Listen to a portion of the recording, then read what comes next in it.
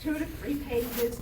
If you're citing somebody, if you're quoting from somebody, some kind of footnote, that's about it, right? Basic, whatever format you like for the footnotes, as long as it's, gives me who it is, where it is, what they, that's really all I care.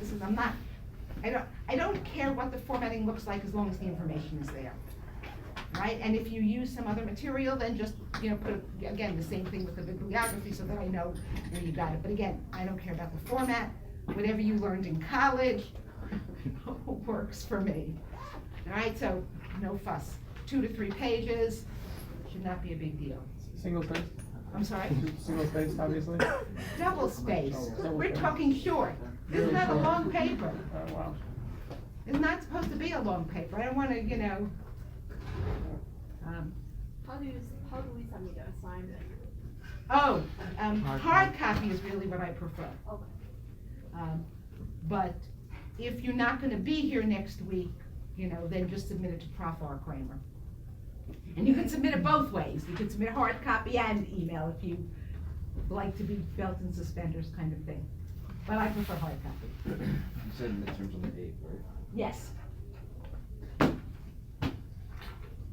Anything on you gonna discuss the midterm early yet, or too early? I will not be discussing it until the week so that's next week. That's early. This semester seems very short. I guess it is because there's even 1 week less than usual. So it's a short semester, so I will discuss it. We won't have time to review, but I will.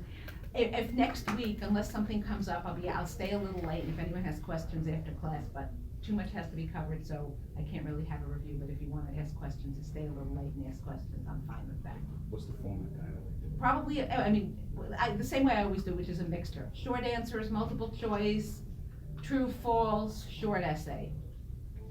My goal is to have it take, so a class is 3 hours, my goal is to have it take 1.5 hours, so that we can do some class too. There will not be any reading material. We're gonna talk New York City next week, after the exam, so there's not like, reading So material. pretty much close book out of the PowerPoints, right? Closed book, but if you feel like you can bring 1 page of notes. Back and forth. You can type it as small as you want. Somebody once typed it at a font of 6. Now, how they could read it, because I will tell you, several years ago, everybody's always asking, can't we have open books? So 1 year, and granted my exams are always similar, but not the same. So I gave an open book exam. People did worse because people don't study, and you figure, I'll just find the answer in the material, but there's a lot of material. Finding an answer is not so simple. So there's things you might want to know. What are the factors for accessory use? I forget, so you write them down. That's like clear. But you write a few things down. But it's not. So no open book, but just as like a crib sheet, you get to have 1 sheet of those things you're most desperate to hang on to if you can't remember, right? Okay? All right, sorry. Okay. So, zoning. So we talked about bulk, all the different techniques for measuring bulk, we talked about use. And I talked about how uses are as of right or not as of right. That you might have to get a special permit, which is a way of the zoning resolution of allowing flexibility, but a use that's permitted by special permit is a legally and theoretically permitted use. It just needs special help. There's just concerns about location. While it's permitted in a particular district, because that's appropriate, there's a concern of any particular location within that district, and that's why you need a special permit. But traditional zoning, what's called Euclidean zoning, has over time been found to be, and most people find that it really is sort of not great for many reasons. That has a lot of limitations. And in part, some of those limitations stem from something as simple as, what does the enabling legislation say? That enabling legislation in a lot of places, recently, I'd say in the last, probably 5 to 10 years, there's been some changes in some state laws. But for many years, the enabling legislation was pretty limiting. And if you're in a state where you really have to comply strictly with the enabling legislation, it ended up being difficult. What do you have to do? You have to have a district. what does the districts have to be uniform? What do you do? And so cities developed a whole series of sort of flexibility techniques, you might call them, in addition to a special permit, which dates from, the beginning of zoning. And the goal of these techniques is sort of they're really twofold. Using these kind of flexibility is twofold. One is to allow some flexibility in the application of the zoning resolution. And second, it's also a way of getting developers to do what a city wants them to do. So let's talk about, so incentive zoning being the clearest example of a city adopting something that will encourage a developer to give the city something the city wants, right? So what is a incentive zoning? And then we'll talk about all the different incentives that are used, and you probably know some of them without question. But it's really just a technique in the zoning resolution. It's a provision in the zoning resolution that allows a developer gives a developer some kind of an incentive to do or develop in a particular way, right? The most common is, of course, some kind of increased FAR. That's the most common, increase in an FAR, right? If you provide affordable housing, lots of cities have voluntary. And, New York City until 2016 had voluntary. So what is it, right? If you build affordable housing, then you get more FAR. It's as simple as that, right? That's an incentive. You don't have to build affordable housing, and it may not work. But if you do, you get a bonus. Now, the first bonuses, which came out of the 1961 zoning resolution, were created because of the Seagram building. Right? Everybody knows what the Seagram building looks like? If you don't, you should go look at it, just to see, because it is on 53rd Street and Park Avenue. The Seagram building was built with an enormous plaza in front, and the building, which goes straight up, several, with many feet behind the street. So it gave this enormous plaza that's open to the public. And when the city was drafting the 1961 zoning resolution, the city thought, this is great. Rather than going the historic, which was, height and setback and the wedding cake, this kind of allowed for more open space at grade and a bigger building, more FAR. And so that was the first one. And when it was, if you want to see what else you can get from the original bonus, plaza bonus, go to Madison Square Garden, and on 8th Ave and both on 31st Street and on 33rd Street, you notice it looks like a widened sidewalk? That was a plaza. Because as originally drafted, the plaza bonus was an as-of-right bonus.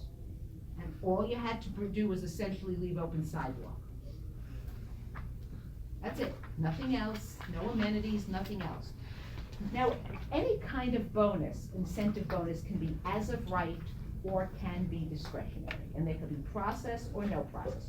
So it was originally adopted by New York City, for example. The plaza bonus was an as of right bonus. You demonstrated you left essentially open sidewalk, and you got a 20% floor area bonus, essentially. Well, needless to say, developers built plazas everywhere because it cost them nothing, right? They left some sidewalk open, but they got bigger, and they got bigger. There was no process. They showed on their plans at the Department of Building that they'd left the open sidewalk. I mean, they didn't call it open sidewalk, but that's essentially what it was, that they put in this plaza, which had no standards, and they got their bonus. All about how many square feet of plaza they left, and if they left right. So that was an as-of-right bonus. But New York City actually wasn't the first city to have bonuses. The first city was Chicago. And it was for historic preservation in the 60s. You got an FAR increase for historic preservation. But the concept of plaza, of bonus, has now been used, everywhere in the US. In New York City, you get bonuses for plazas, subway entrance, theater preservation, and affordable housing. San Francisco, you got a bonus, if you had certain features in your building. This was as originally drafted. Now, a lot of bonuses, you might get a bonus floor area if you build a green building in some cities. Right, that's another way, that you might get a bonus. So incentive zoning is really it's a tool both to stimulate development by allowing bigger development, but it's another thing.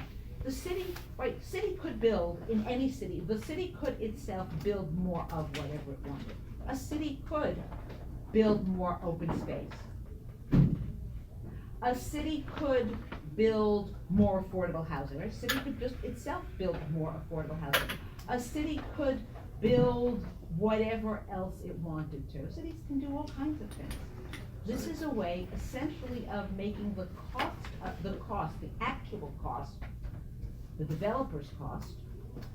And what's the cost to the city? The cost to the city is, of course, increased congestion, possibly loss of light and air, whatever comes with a bigger building.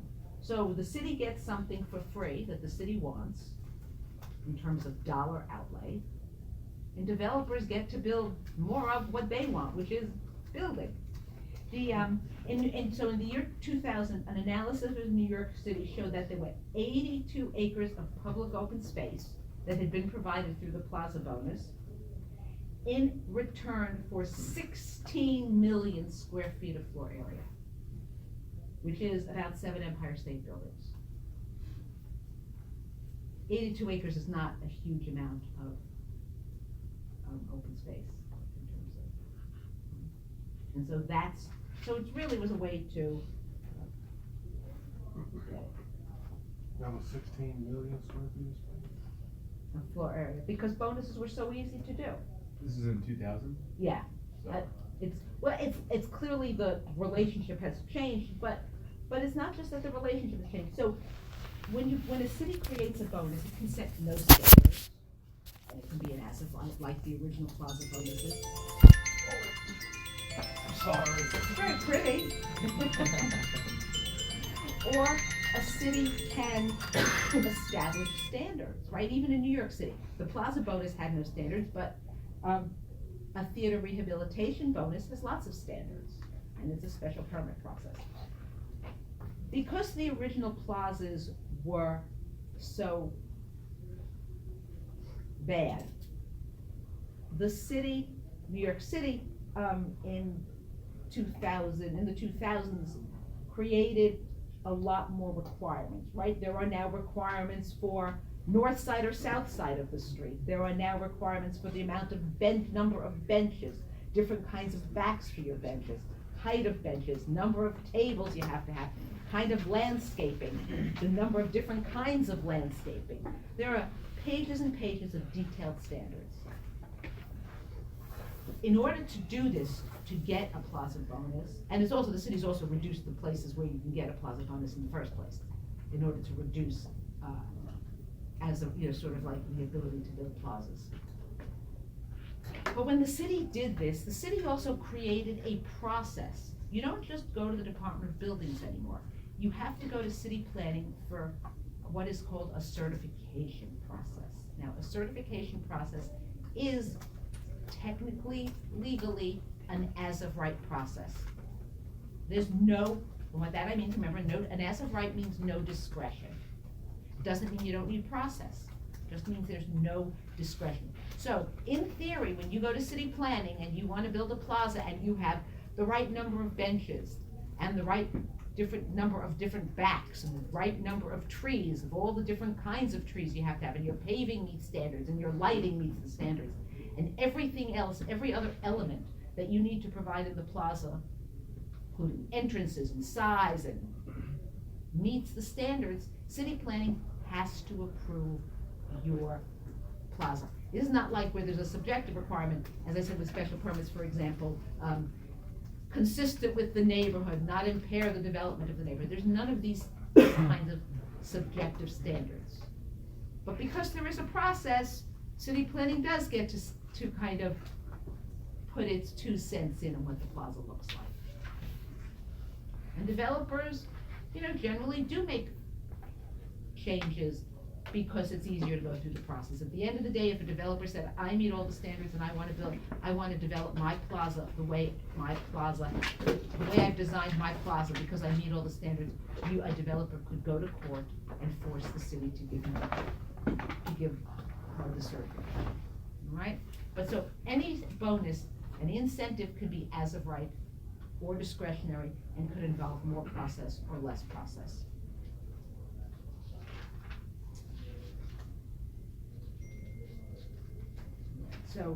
So that's one, so as I said, the first, so San Francisco, there's my list. Sidewalk widening, parking spaces, subway access, plaza, again, different requirements depending on the city and what the city wants. Boston, in Cambridge, you have to build some kind of office space, some kind of cheap offices. Low-cost office space has to be provided in connection with certain developments. That's not a bonus, that's mandated. You don't get a bonus for that, that's required. So that's another way of doing it, you can just require, but that isn't adding flexibility. So we're talking about flexibility. Okay, another technique for flexibility is what's called TDR, transfer of development rights, or transferable development rights. Now, when I'm talking about this as a flexibility technique, I am not talking about New York City zoning lot merger and air rights purchase, right? When you buy, for those of you, if you don't know what I'm talking about, that's okay because we'll talk about it, but for those of you who do know what air rights transfers are, when we talk about Extel buying air rights from everybody on the block and building a giant building, that's not what I'm talking about. What I'm talking about, transferable development rights. Because under New York City zoning, that is not considered transferable development rights. Transferable development rights in New York City applies, or used to apply since there are no more Florida left, in West Chelsea. It applies in the theater district. It applies in the Pine Barrens of New Jersey. It applies in all over the United States. San Francisco has a lot of it, a lot of California places. The concept of Maryland, Seattle, they all allow for some kind of a TDR process. And the theory behind TDR, transferable development rights, is that there's parts of the city where you don't want development to happen. Maybe was originally zoned at a higher density, but you don't want future development. And there are other parts of the city where you do want increased development. Now, you could always downzone one part of the city and increase the zoning, right, upzone another part of the city. So, let's just take West Chelsea as a simple example. West Chelsea, the city in 2005, when it rezoned West Chelsea, allowed people who owned property under the High Line, or within 100 feet of the eastern boundary of the High Line, the right to transfer floor area to 11th Avenue or to 29th Street, essentially. Now, the city could have simply downzoned the property under the High Line and made the zoning on 11th Avenue higher. You also get a South Street Seaport is another place where is an actual transfer of development rights process in New York City. The historic buildings really right around the South Street Seaport can transfer floor area or floor area can be transferred from certain blocks in South Street Seaport to other portions of Lower Manhattan. The city again could have downzoned one area and upzoned the other area. How is this different than actually downzoning one area and upzoning the other area? That's the what, difference? okay, so that's the question, what's the difference? When you downzone my property, right, if the city downzoned a piece of property, so before it was downzoned, I had a 7 FAR, and after it was downzoned, I have a 3 FAR. What's my property worth? Less, right? Who knows how much less, but less, Yeah. okay? And what have I as the property owner lost on that property? whatever that value is, whatever that differential is. If I can transfer development, if I have a 7 FAR, but I can transfer 4 FAR to you, and you can go from a, let's say you were originally a 7 FAR too, you can now go from a 7 FAR to an 11 FAR, what's happened? I've now gained value. You've paid me for my development rights. That's the reason transfer of development rights are used. So the people at 11th Avenue who now can build taller have Had to to buy pay. those rights from those. Correct. Okay. But does it revert back? I never understood that. Does it go back if you, after you sell it? No, so, You get- let's just pick, let's do You an get back example. the 7 FAR? Let's go back, let's put it, it was a 5 F, so, under the High Line is a 5 FAR, because it's manufacturing, it's a manufacturing, it was an M15 district, so it was a 5 FAR. Let's assume you had a lot that was, 100 square feet, 10,000 square foot lot, you could build 50,000 square feet of floor area, right? That's what I could build. But really, because you're under the High Line, you're sort of limited to 2 or 1. So I have, let's assume I could build full 10,000 square feet, I have 40,000 square feet of floor area that I can transfer to 11th Avenue. I've transferred it to somebody on 11th Avenue, let's say. My property now only has 10,000 square feet of floor area left. I can never build more than 10,000 square feet of floor area. I can't do anything. Now, if it was ever upzoned, presumably I might have more, but if it's not upzoned, I have now 10,000 square feet, because I transferred them. I mean, they exist, they're a thing, they may be a theoretical thing, but they are something. So is it like more of a politically feasible approach, because basically you're not screwing over some people? I would say that's probably true, yes. So the people, It's also, there's also another reason for doing it. It allows more of the market to work, to respond. Maybe, in fact, there's nobody who wants to develop on 11th Avenue. And again, we're looking New York City, but let's take the Pine Barrens, right? Portions of the Pine Barrens that New Jersey wants to keep rural can transfer their floor area, it's not floor area, but their development potential. Not every place, remember, uses floor area, so instead it might say, on your property, you can build 1 unit per acre, let's say. So you own 100 acres, you could build 100 houses. So you transfer the development potential. I'm transferring the right to build 90 houses. That's my development potential. In a lot of places, that's how it's done. So, a lot of times, you're leaving it to see how the market's gonna adjust. Maybe in the short term, nobody wants to do that. Over time, it might happen. But it is more politically feasible, because what you've done is you have eliminated the issue of I reduced your property. It allows for more market-based determinations than a city saying, we're gonna downzone, we're gonna upzone, even though the city says, we're gonna allow for this, we're gonna allow you to do it in this way. So in order to have a transferable development right, you need 2 things. You need something called a sending zone, right? Here is the area from which you are sending your development potential. The zoning ordinance is gonna have to tell you what your sending zone is, whatever they call it, right? It's sending, you're transferring, you're moving, whatever it calls it. And it also has to establish the receiving sites. Where are the sites that can use this floor area?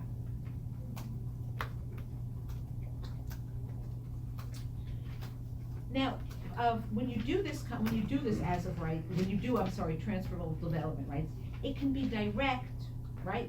I own a piece of property, I'm in a sending site, I find there's someone who wants to build bigger in a receiving site, calls me up, emails me, whatever it is, and says, I want to buy your excess floor area, I want to buy your development potential, I want to buy 50 of the residential units that you could build. Or I find a broker, and my broker looks around for somebody who might want to buy my development potential. But in some places, the government has created a bank, a development rights bank. So some third party, either government, but I don't know of any place where the actual government does it, otherwise it's some kind of third party entity that holds the development rights after they're sold. In other words, so I own a piece of property that's a sending site, and I want to transfer. But at this moment in time, nobody's developing on the receiving sites, and yet I want to send now. You know, when West Chelsea was first, when it was first created in 2005, the first transfers took place in 2000, actually it wasn't, in 2008. People were paying $200, I think it was $200, $100 and something a square foot. Because there was a lot of floor area there, nobody knew exactly what was going on, so the first developers paid like that. By last year, I think they were paying $800 a square foot for floor area. I actually heard of somebody who paid more than $1,000. The market changes over time, but in 2008, let's say somebody might not have been willing to sell their, maybe, you know, but they were, at least it was marketable, but sometimes maybe it's not marketable. So you can create a development rights bank. New York City actually has one development rights bank, which is South Street Seaport. When South Street Seaport was rezoned in 1971, there was a big issue because a lot of the properties had been foreclosed on by banks. So banks essentially owned most of the properties because they foreclosed. There have been a lot of bankruptcies and they foreclosed. And the city was rezoning, and so the banks were obviously not developing, and they weren't ready to develop, and they're not developers, they're not property owners. So the city created a development rights bank, where the floor area that they was determined to be, and actually this came, the reason the city did it, the main reason the city did it this way was because of potential lawsuits, which goes to your question about why is it done, and it was potential lawsuits from the banks who were threatening to sue. So if you wanted to, so if you have a piece of property in that portion of Lower Manhattan where you can get an increase from a receiving site, which are shown on the zoning resolution, you don't go to the owner of, you know, lot 10, you go to Chase, which is actually the trustee for this for the banks, for this consortium of banks that own development rights, and you buy it from Chase. They are a bank, a development rights bank. Now, a couple of years ago, at the time of the Midtown East rezoning, somebody was proposing the creation of a development rights bank in New York City. They were representing a third-party entity that would have been the banker and the holder of this, as a way to allow for landmark buildings, not in Midtown because, you know, people are gonna build, but let's say you were a landmark building in the, right, a historic church was a big one. A lot of historic churches all over the city. And very often those historic churches are not near any site that is developable, or, you know, if you're in the South Bronx and or lots of the Bronx, not all of the Bronx, but many parts of the Bronx, and you have a historic church, you're right, nobody's gonna pay a lot of money for your air rights. So the theory was that this development rights bank would buy development rights, that historic buildings throughout the city could sell their development rights to the banker, the bank, and then development in Manhattan would then be able to use it up. Now, there was a huge city, did not buy this, was not interested in it, because it really was clearly upzoning and downzoning, and, you know, there was no planning involved. Before, you know, there was no, okay, where are you gonna get increased density? Is increased density appropriate here? Why are we just allowing, so it didn't accept it, but there wasn't an attempt to do it.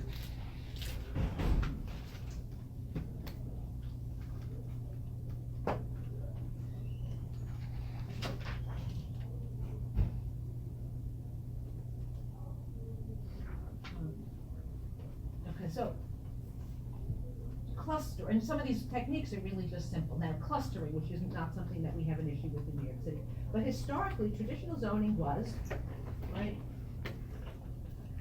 Traditional, you know, Euclidean zoning said one, right? You had one lot, right? 10 units per acre. So if you had an acre of land, you would build, right, you'd have 10 units. How would that? I've got 10 units on my 1 acre of land. That's what it was. But what happens if half of your site is a wetland? Or you just want to develop with a nice amenity for the houses? Clustering allows you to say, okay, as opposed to, so there's my 10 units per acre, instead of using my entire lot, I'm going to put all my units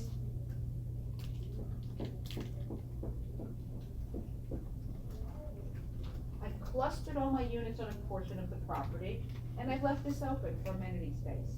Open space, maybe it's amenity space, maybe it's a wetland, maybe there's a stream here, or a pond here, and I can't develop anyway. That's clustering.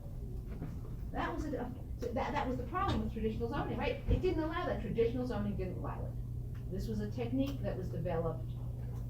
You know, it seems a little, to us today, it seems like, well, yeah, what's the big deal? But it was before it came up. Essentially, it allows denser development on a portion of your site. Okay, They're called clustering. clustering, right? You're clustering your development on a portion of your site. Whether it's that way or if it's just, you know, if you had an FAR. FAR sort of allows for, generally, because when you just, your FAR, my FAR is, let's say my FAR here is 0.5. Doesn't tell me where I'm putting it, you have your, so I know that I have a 0.5 FAR. Okay, so that tells me I can build what I can build in terms of total capacity, but it doesn't tell me what it looks like. Your lot coverage requirements, your rear yards, your front yards, your side yards, any height and setback requirement, all of that sets up what I can build on my lot. So to some degree, once you have an FAR, it essentially allows for more of that, but again, if every lot has to have a 30-foot front yard, a 30-foot rear yard, and a certain side yards, you might not be able to develop it any other way except, you know, 1 acre divided into 10 even parcels. But if you're doing clustering, the city allowed clustering, it would allow for smaller yards, or because let's say this was all open space, so it might not require everyone to have a rear yard, maybe eliminates the rear yard concept because you're clustering them on half. So whatever it's doing, it's allowing that kind of development. Right, overlay zones. Overlay zone is a zone, right? You have a piece of property and it's zoned, making up the district, it's zoned R100. Need 100 square foot lot to build 1 unit. And every 100 by 100 square foot parcel can build 1 unit. That's what the R100 means. Can you just repeat? Oh, I'm making up, right, this is, Oh, I'm making okay, up the zone, it's not a real thing, this is somewhere, it has something called R100, and in R100 districts, every lot has a minimum lot size of 100 by 100, and you get to build 1 unit. That's what R100, and made up doesn't exist anywhere. Now the city says, okay, well, we like that, but we wanna have other requirements. Now, the city could completely rezone it, but maybe to change it to R something else. But maybe the only thing the city wants to change is, in an R100, maybe it wants to say you can have 2 units in an R100 building. Everything else stays the same, but you can have 2 units. An overlay zone is a zoning designation that's put, the zoning ordinance would, sort of, the map would have it on top of another zone to change one or more of the underlying zoning regulations. But you're not changing all. If you're changing all of the zoning, you have to rezone. You're not changing all. You're changing one or more. New York City, you can think of it in 2 different places. First of all, in residential districts, we even use the term commercial overlay, right? New York City, a lot of residential districts have a commercial overlay, C1 or C2, C1, C11, C12, C26, not C26, that's everything. C11 through C15 and C21 through C25 is on the zoning ordinance laid over, put on top of. So the zoning resolution would show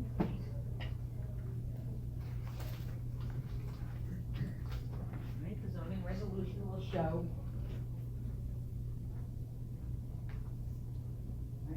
here's my avenue,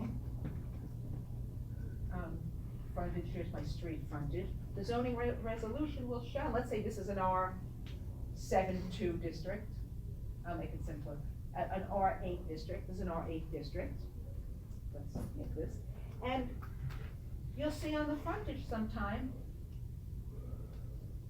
right? And it'll show this and it'll have hatch marks. And that will be the commercial overlay. So that's usually 100 feet deep. So that means on this block, your residential zone, but within 100 feet of the street,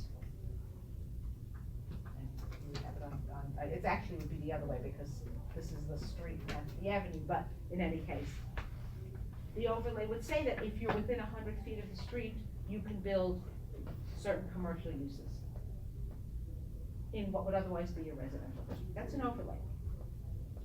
A special district in New York City, what New York City calls special districts, are also overlay zoning districts, right? What is a special district? City says, okay, let's take East Midtown. Right? Midtown East is, the city calls it. We have all standard zoning provisions, right? Rear yard requirements, height and setback requirements, all kinds of other zoning. And the city's created a special district for Midtown East, where it changes about 95% of the underlying regulations. Not 100%, but about 95%.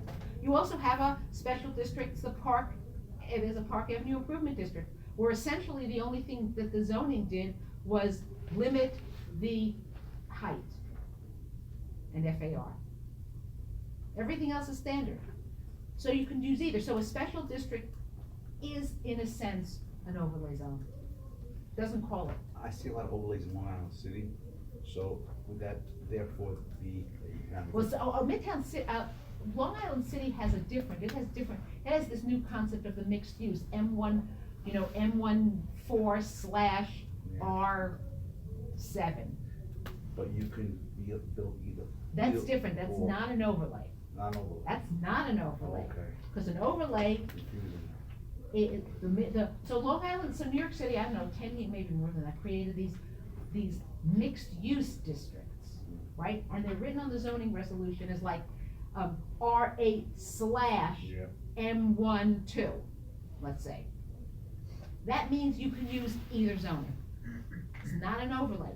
The only thing you can apply that you can either use residential zoning, and if you use residential zoning, then, except there's a few limits, it's not quite, because there are special districts, but it gets more complicated. But essentially, you're using either of the underlying zoning. But is it an overlay kind of the same thing? It is, that's kind of the same thing, because there's also. Either or.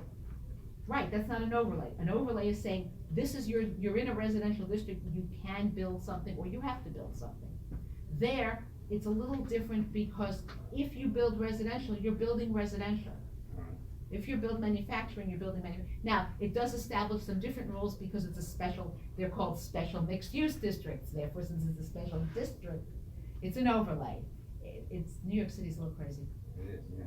Okay, so, but other places have, most places have some kind of overlay zones. Overlay zones are used a lot in cities with respect to flooding, or preservation districts, or some other specific land-sensitive concern. A floating zone. Now, a floating zone, which is used also, it's sort of a mixture between subdivision regulations and zoning.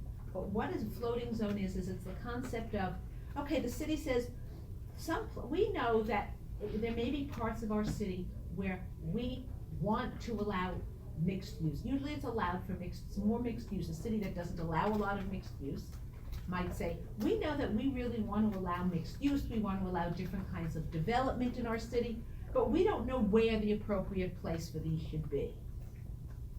So we're gonna create a zone, a new zone, we're making up a new zone, an RM district, an RC district, and an RC district allows for essentially planned development. So when you've heard the term planned unit development is often a kind of a floating zone. It's created in the zoning resolution, but it's not mapped on the map. So if you look at the zoning map, it's not there.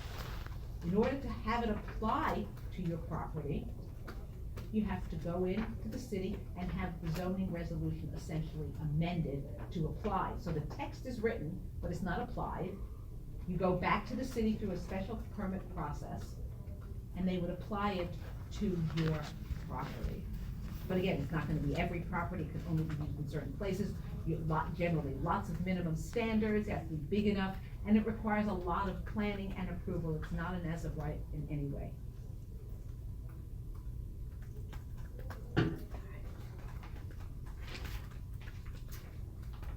I think that's probably enough.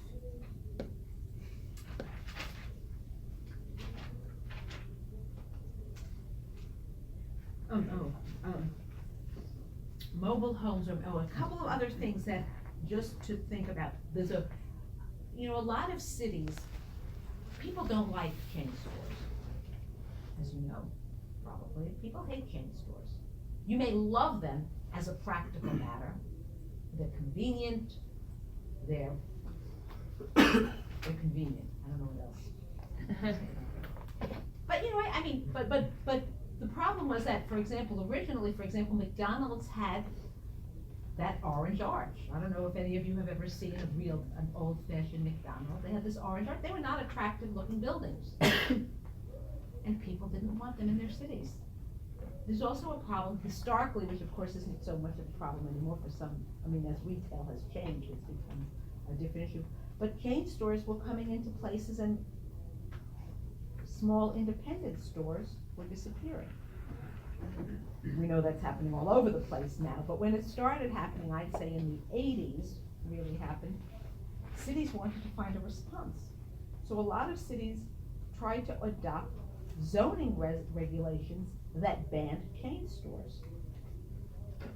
The problem is that a valid zoning ordinance has to be based on a land use impact. Well, if you have a restaurant that's a chain store versus a restaurant that's not a chain store, you have a McDonald's, and next door, and you also have a local, some guy in the neighborhood opens a hamburger joint, and he sells more or less the same product. What's gonna be the difference land use impacts between the two? Probably none. But cities were doing this to be protected. And so, in most places it is not allowed. The only cities that were allowed to do it, like Sarasota, Florida, actually has it. And the theory behind it is that Sarasota has historically been this kind of a city with local stores, and that's what attracts all the tourists, and that you have to ban chain stores as a way of keeping them. So you're not banning the chain stores, you're really allowing for tourist favored businesses to operate. The other reason that people of course don't like them is because they look ugly, leaving aside all the health issues with respect to, and that's only restaurants of course, because, and so, it's the aesthetics. And aesthetics is a valid reason for zoning. Courts have clearly held that zoning, because it doesn't look nice, is perfectly valid. So a city can adopt zoning regulations to change, to limit, restrict, require what buildings look like, what's developed, purely from a visual perspective. That it can be the sole or as part of any other consideration. Of course, the issue with using aesthetics is what's good and what's desirable differs over time, right? A building that was considered great, like the Seagram building in 1961, New York City's completely gone in a different direction now. It doesn't want those buildings anymore. So what's considered attractive, and the theory behind it is that incompatible design is going to affect property values of the neighbor. And so one thing that many cities have, New York City doesn't of course, but many cities have are boards of architectural review, which means that if before you can build something, certainly commercial structures or multifamily structures in these places, you have to go to the Board of Architectural Review, and what they are reviewing is not how big the building is. Not whether it's set back on the lot, but what does it look like? And they can require that you make changes to it. We don't want you to use wood here, we would prefer that you use stone on the, lower level of this building, and they can require that, right? They can make it look, they don't want it to look too much like the neighbors or not so much like the neighbors. Well, just the way you're saying that, would you also say that it could positively affect the value? Yeah, no, Of I'm its saying it neighbors? could in theory. Look, just think about it. If there's a hideous monstrosity of a building or a very bizarre building next to your property, it's going to affect your property Negatively? negatively, right? So aesthetics do. I wasn't implying that they don't. They No, absolutely. just because the way you, Oh. the examples, obviously I'd assume it was. It would could clear, increase the it might or value. might not, but it changes over time. But what's considered unattractive today, 50 years ago, might have been great. It's just that over time, it is what it is, but that's all zoning is like that. So how does I mean, I know every city's different, but how does the process usually work, right? I'm a guy, I wanna build a building, you know, I look up the zoning, it says block, you know, it says that I can build a 2-story building and, that's the- Commercial. Commercial, yeah, I can build a 2-story office building, and I go, you know, I buy the land, I hire an architect, I design it, hire the contractor, you know, and I go submit for a DOB permit, then what? Before, as part of the Before, process. before, yeah, and- Before you can go to DOB, you would, if the city requires you to go to the Board of Architectural Review, you will submit your plan, your architectural, your renderings, and your drawing to the Board of Architectural Review. Then And you you're- need an approval from the Board of Architectural Review before you will get a building Is permit. that New York? No. New York City doesn't have that, but No. parts of, many of the suburbs in New York do have it. I had to present, I put an addition on my house, I had to present. And some places, even Rockville single-family Center, houses Village. have to do that. Anything over $140,000 for changing the aesthetics, have to go inside and get approved by the architectural review board. To appease your neighbors, and the neighbor can blend in the character, whether it's a Tudor or colonial. Exactly. So first approval, now then you get approval, then you can submit to DOB, like if it's like structurally sound or whatever. Whatever, the DOB doesn't when you're going to a building department, you're demonstrating that you are complying with whatever the building code requirements are. Or mechanical code, or construction codes, whatever they are. They're not, the Department of Buildings is not judging, gee, you wanna paint this house purple and green stripe? Absolutely. They don't have any view of that, if everything else meets it. The Board of Architectural Review will look at it and say, don't be ridiculous, you're not painting this building purple and green stripe, Bring a storyboard in, whatever it is. doesn't touch it. In the old court. Purely aesthetics, purely aesthetics. It's all the image. Alright, so, but as I said, you know, it has been recognized for a while, right, it's kind of commonly accepted, that there's a problem with traditional zoning, that there are limitations on what traditional zoning can do. And so, cities started kind of, can you turn off the light for this? Wait, we'll go on, yeah. Cities started developing new techniques. Besides, more than just these kind of overlay zones, but essentially different ways of zoning, right? So instead of Euclidean zoning, right? So, coming down. And because there are so many limitations, it wasn't enough just to be able to allow for some flexibility techniques, but there were bigger problems. So, okay, so we're gonna get to the list of problems. Okay, so what are the problems with Euclidean zoning? Leaving aside just the simple flexibility. It's rigid and inflexible. It is what it is. Another thing has to do really with what is best. When you're thinking about development, density and land use are not necessarily the best way that you measure whether something is appropriate redevelopment. Size, what does it look like, is often more important. In a lot of places, it won't matter whether you have an office, if you think about it, if you're going into a community and you're going somewhere, it may not matter from a community perspective whether the building is, you're gonna build a 4-story building in a community. It may not matter whether it's residential or office. It may matter more, what does it look like? Where is it located on the lot? How much, are they providing enough parking? But the specific use may not matter so much, it may not. Because it's rigid, it limits the amount of land for any use, and therefore it affects the price, either increasing it or decreasing it. Since traditional Euclidean zoning was not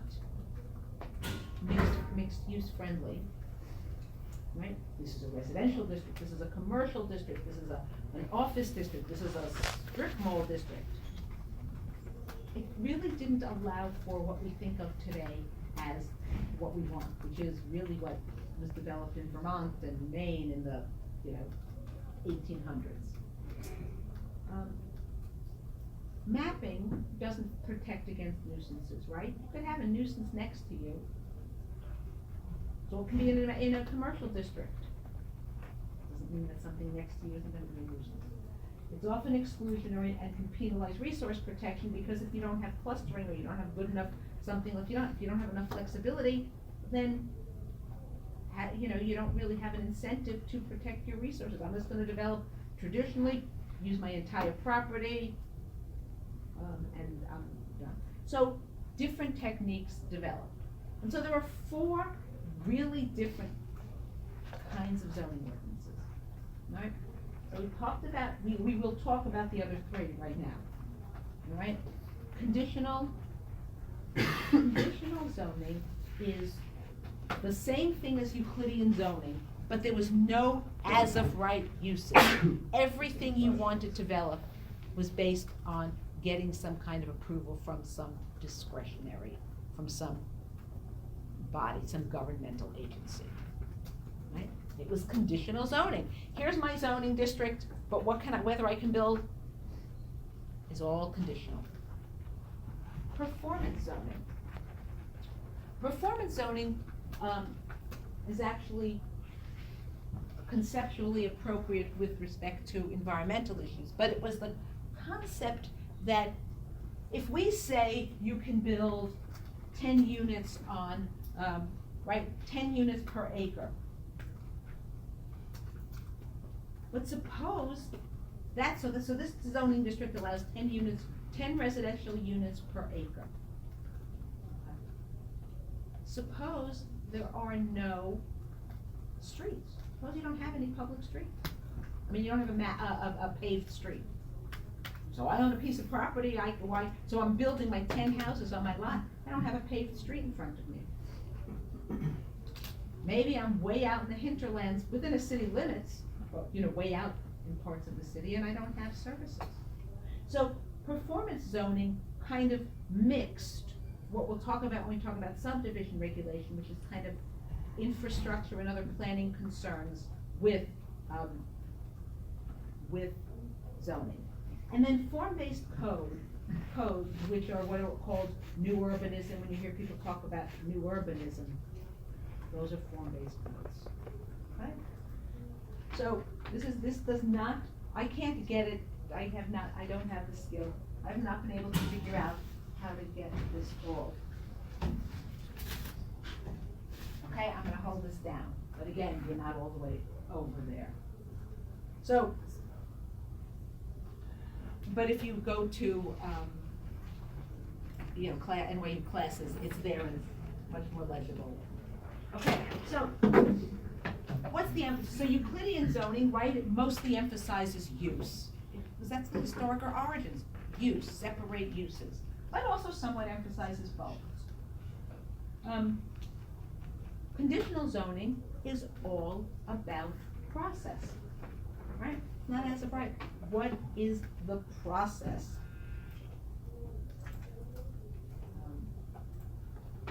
What is the process?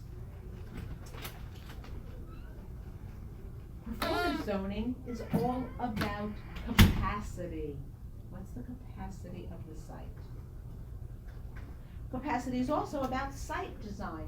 How did you design your site to meet the planning needs, whatever those factors are?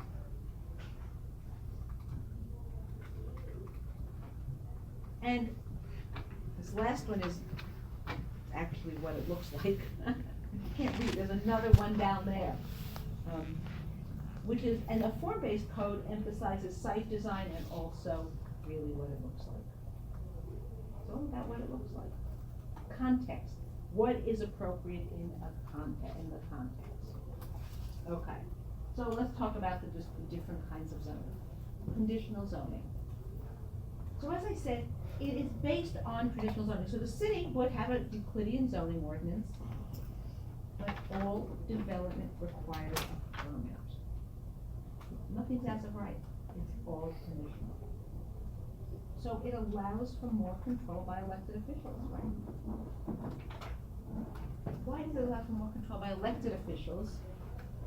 Most places, planning boards, boards of zoning appeals, boards of architectural review are not elected, they're appointed. But who gets appointed is determined by the elected officials. Either it's gonna be the mayor or, depending on what kind of town, you might not have a mayor, or it's appointed by the legislature. Therefore, it gives them a lot of control. You didn't like what these people were approving, put someone else in office. Therefore, it's all about negotiation. Everything you wanna build is about negotiation. Yes, there will be standards.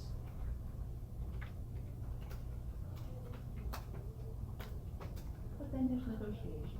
So everything is negotiated. And that means the community never knows exactly what it's gonna get. Yes, there are standards and presumably it's what people want, but what people want changes and who the people are change. And so it's really a government controlled process.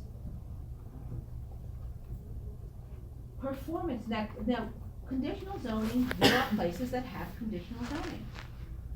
Now, when I say that something called conditional zoning, I don't mean to imply that every place else allows whatever the zoning is, there's no conditions on it. I don't mean to imply that. What I'm saying is the entire zoning ordinance, right, New York City, just looking at New York City, you have conditions in the zoning ordinance. You may have certain requirements that you have to meet. There might be special permits that you want before you can develop, which go through a review process.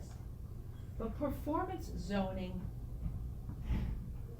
conditional zoning means that all zoning goes through this, not just there's additional requirements.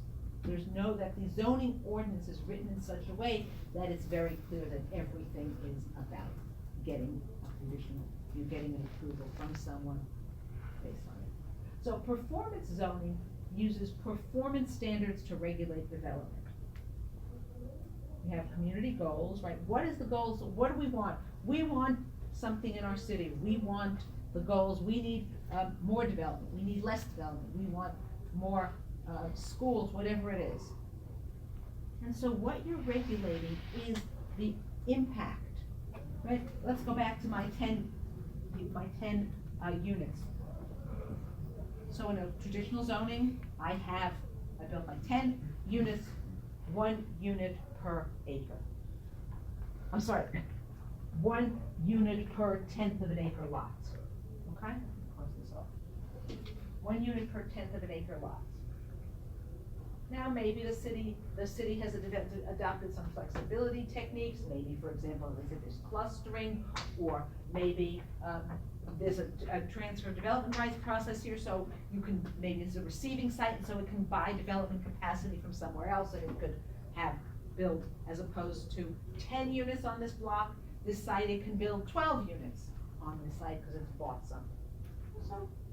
So that's it. That would be how it would, or maybe, or even in this, maybe we have conditional zoning. How would that work with conditional zoning? Before I can build my 8 units, I have to go through, forget all these other things where you always need review, forget our Board of Architectural Review, forget subdivision approval. The zoning requires that I go through a process. But none of them are measuring whether or not there's adequate drainage on the site. Is there drainage on the site to allow for me to develop? In performance zoning, that would be one of the things, for example, that the city would continue. You can't use this for residential use unless you meet certain capacity design standards. There's adequate infrastructure, there's adequate stormwater drainage on the site. Now, it wouldn't just say adequate, there would be standards. You meet whatever the appropriate standard is. Or you're, within a certain distance of a school.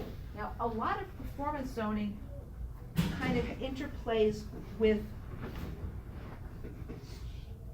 some of the smart growth techniques. But it's not the same, because it's really about zoning. And again, so I started to say that, so just because we have New York City, for example, New York City doesn't have performance zoning, but in manufacturing districts, we have additional standards, right? We have additional, you can call them conditions, you can call them performance. If you're in a manufacturing district and you're allowed to build and you wanna start building computers, right? Actual, let's take some of the not the software, let's talk about the computer elements, something you need to put in a computer. Or you want to build the actual boxes, the real hardware for the computer.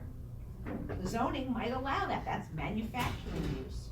So it's allowed in an M15 zoning district, let's say, it would be.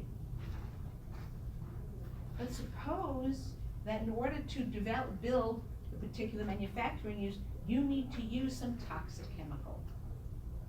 In New York City, the zoning resolution has standards that not only do you have, so manufacturing is a permitted use, but there are all kinds of standards, standards for odor, standards for noise, standards for vibration, standards for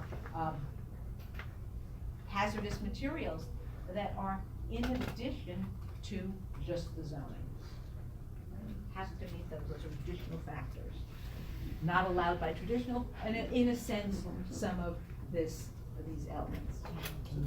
New York has performance zoning. I'm sorry? New York No, New York has- City is traditional Euclidean zoning. And what I'm saying is that some of these elements of one kind of zoning, to some degree, might be incorporated into something else. New York City is Euclidean zoning, period. But some of the way that it does it really has adopted into New York City Euclidean zoning some of these other techniques. Right, but it's not, we don't have performance zoning.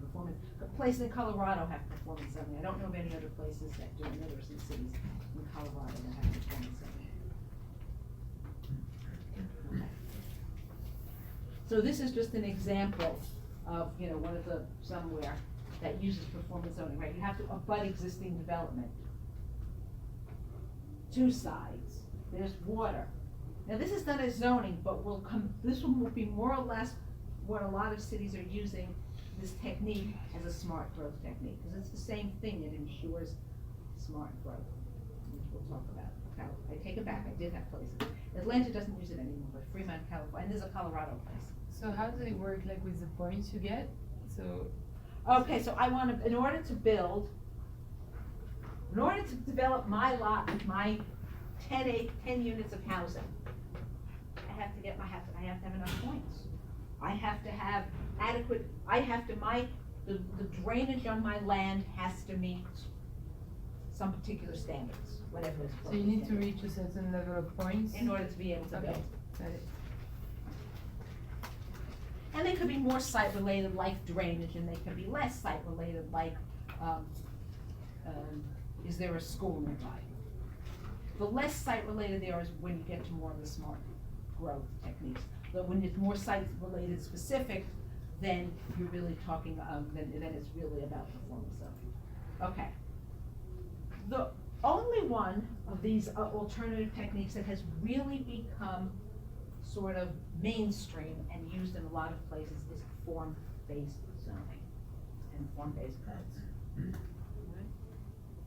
And the main purpose of form-based zoning is what does it look like? It's all about getting a building to look like a certain something. So physical form is what counts. Doesn't mean you don't have doesn't mean that you would allow any use everywhere, but physical form is more important. That's the main focus of the ordinance.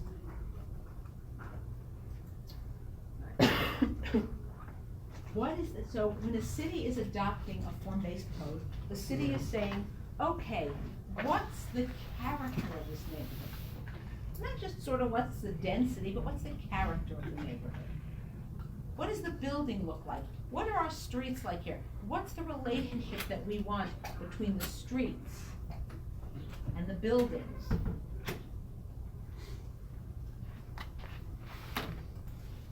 Okay, now the theory behind this came out of actual, nobody in this class I don't think was a biology major at all, but it came out of biology.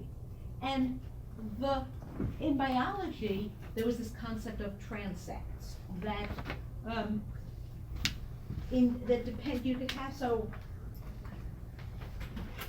well, I have a slide that shows it, but essentially, if this is, so in any neighborhood, right, if you have that maybe, if this is mountainous, right, that's a mountainous area, this has one kind of habitat. Now we get to the plains, this has another kind of habitat.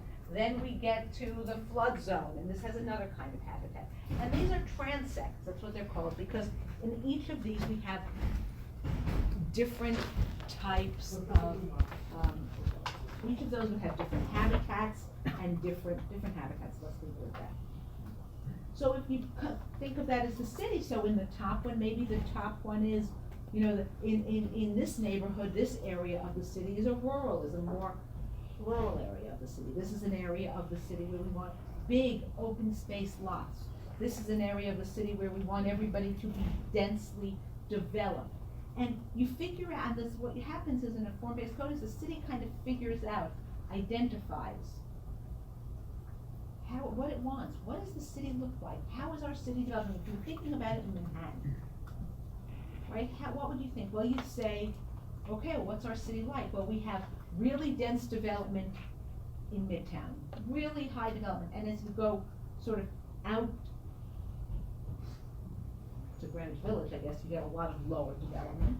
Maybe that's the neighborhood we want. That's the character. Low density development. Middle of Manhattan, we want high density development.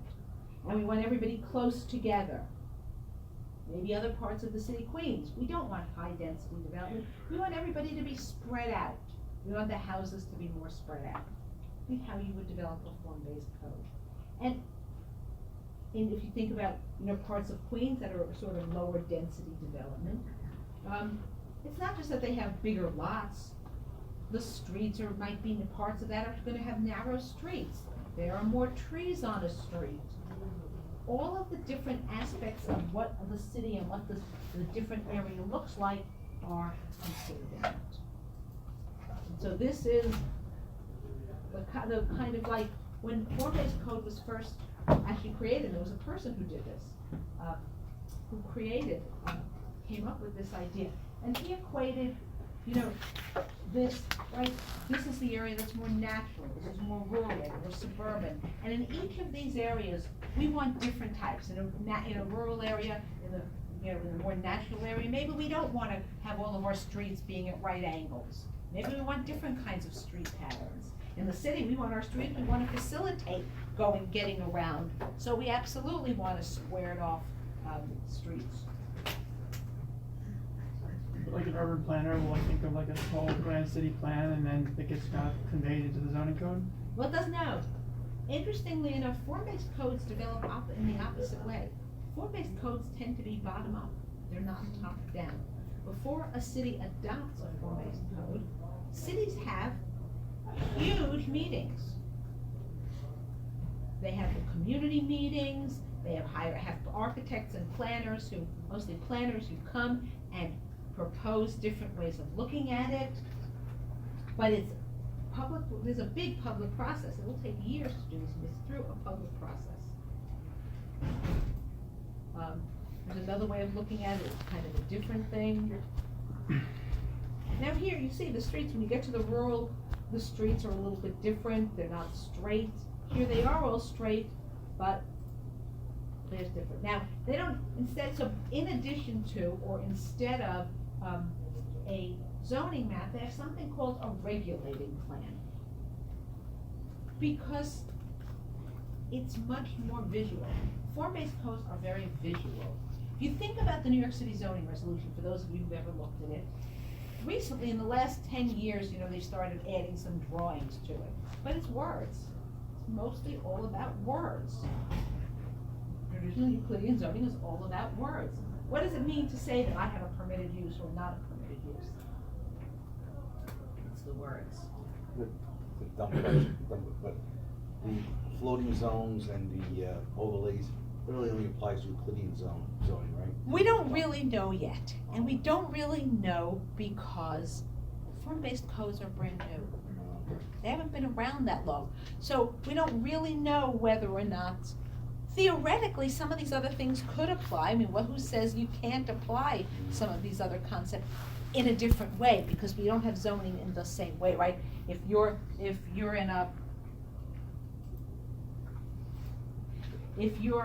in the core, right, district, well, what's a floating zone? It changes the rules. So, yeah, it wouldn't be called a floating zone. It might be called something else, or an overlay zone. It might not be called it. Maybe there's a determination that a particular portion of the core should have some different rules than everybody else in the core.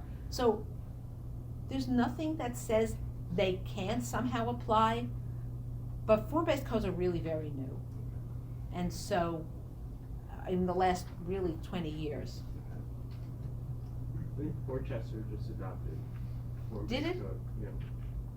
There, Miami has a form-based code now. So even big cities are doing it. So, I'll have to go look at Dorchester, I didn't realize that. So, but again, it's a very new concept. And so I don't know whether or not in another 25 years, all of a sudden they'll figure out that there's some problems, which there will be. I don't know what those problems are, but there probably will be 25 years from now problems with them. Maybe there won't be. Maybe these form-based codes are sufficient to solve that. They're innately sufficient. I don't know. Okay. So, form-based codes, as I say, are visual. Right, if you think about a zoning map, all a zoning map does is it divided into districts. This is an R1 district, this is an R2 district, this is an R3 district, whatever it is. A regulating plan is much more really visual.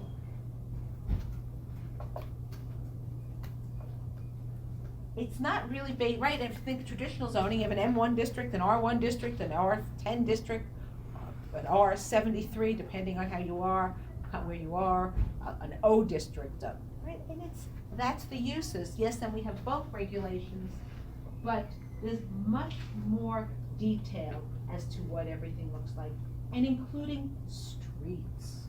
So when the city adopted a form-based code, it also thought about much more about public spaces. Traditional zoning does not deal with public spaces.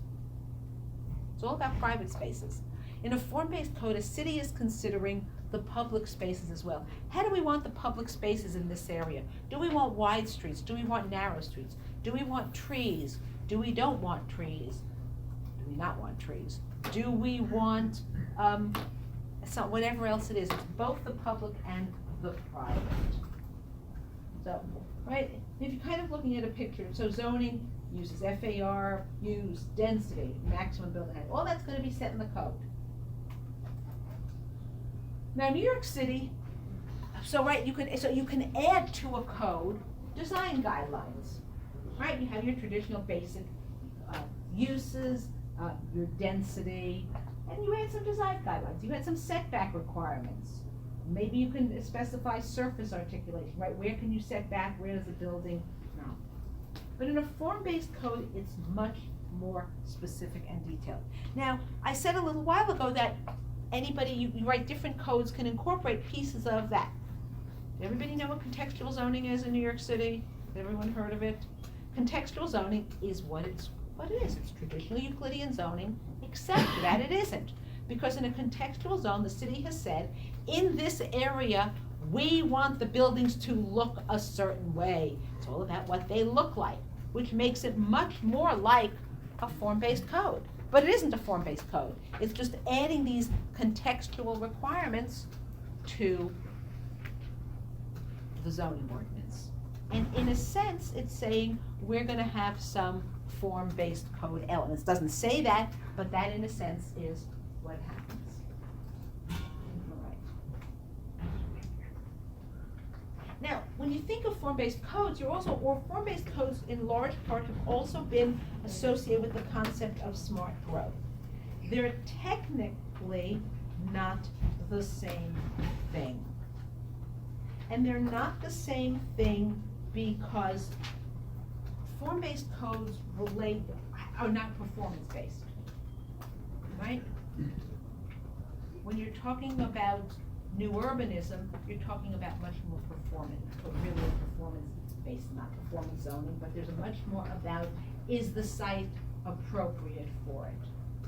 A form-based code is really very visual, very site-specific. As I said, big cities haven't even out Portchester, but Miami, LA is doing some. These take many years to do, but they're there.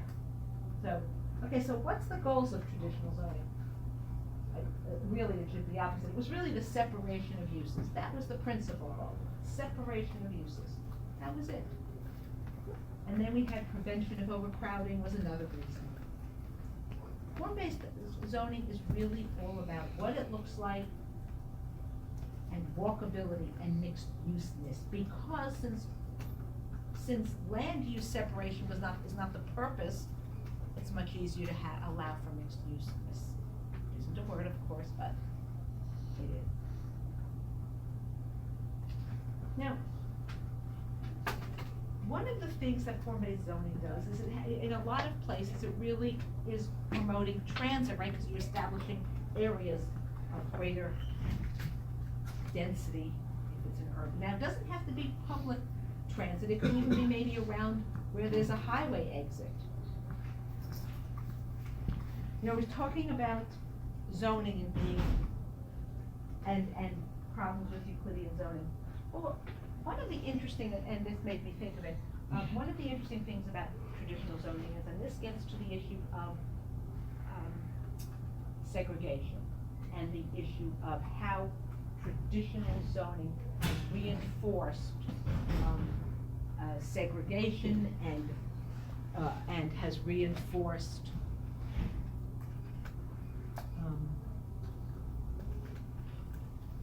the kind of particularly economic segregation, not which then flows into other kinds of segregation, but it's really about economic segregation. Because as you have a large lot, right, traditional zoning, as you have large lot zoning, means that you need more land to build a house, and there's less land to build other houses.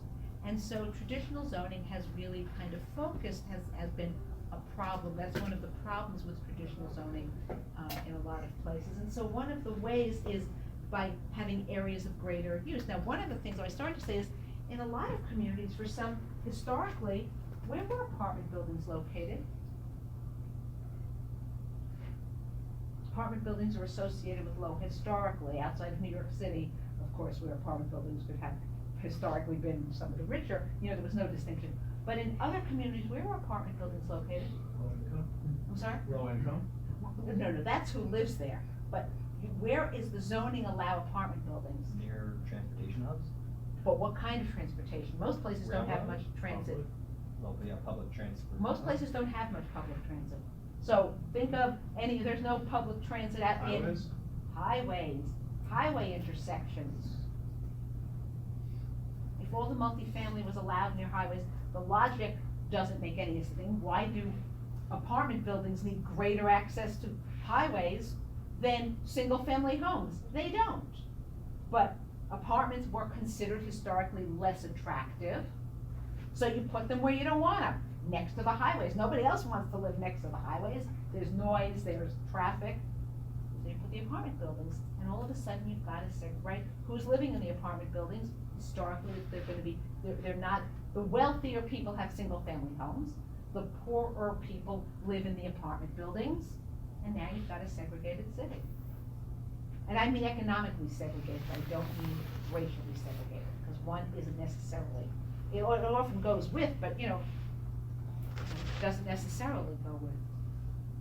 So that's how traditional zoning has worked to actually reinforce segregation. In theory, a form-based code would have less of that because it's less about the use. It's about what does this neighborhood look like, big buildings, smaller buildings. On the other hand, if, to the extent that you have bigger buildings in one place and smaller buildings in another, because that's what it looks like, you can still get sort of the same issue. Okay, so this is Miami's form-based code, and while you can't really see it, you can see how many different, you can't see this at all if you go to the website, you'll see it, not here, you go to the Miami 21 website, but you see this is all the different, right? So the T1 is the natural district, I have no idea where there's a T1, up there there's a T1. And then we have a suburban, a general urban, they're all different urban districts, right? They're all different degrees of types of urban, but each of those urban districts is going to have different requirements on what it looks like, what the property looks like, what your building has to be look like, even the terminology. In traditional zoning, you might have setback requirements. In form-based codes, it's going to be called build to lines. Right? Think of a setback. A setback is you can set it back not less than, not, right? But in form-based codes, you're going to have a build to line. You must build to this so that everybody on the street looks exactly the same. I don't mean the buildings are going to look the same. They're going to be located at the same distance from the front. Think of traditional zoning. I have a setback requirement that says I have to be set back at least 15 feet from the street. I can set back 20 feet, I can set back 50 feet, I can set back anywhere I want. In form-based code, it would be, your build to line is 15 feet, you have to build at 15 feet.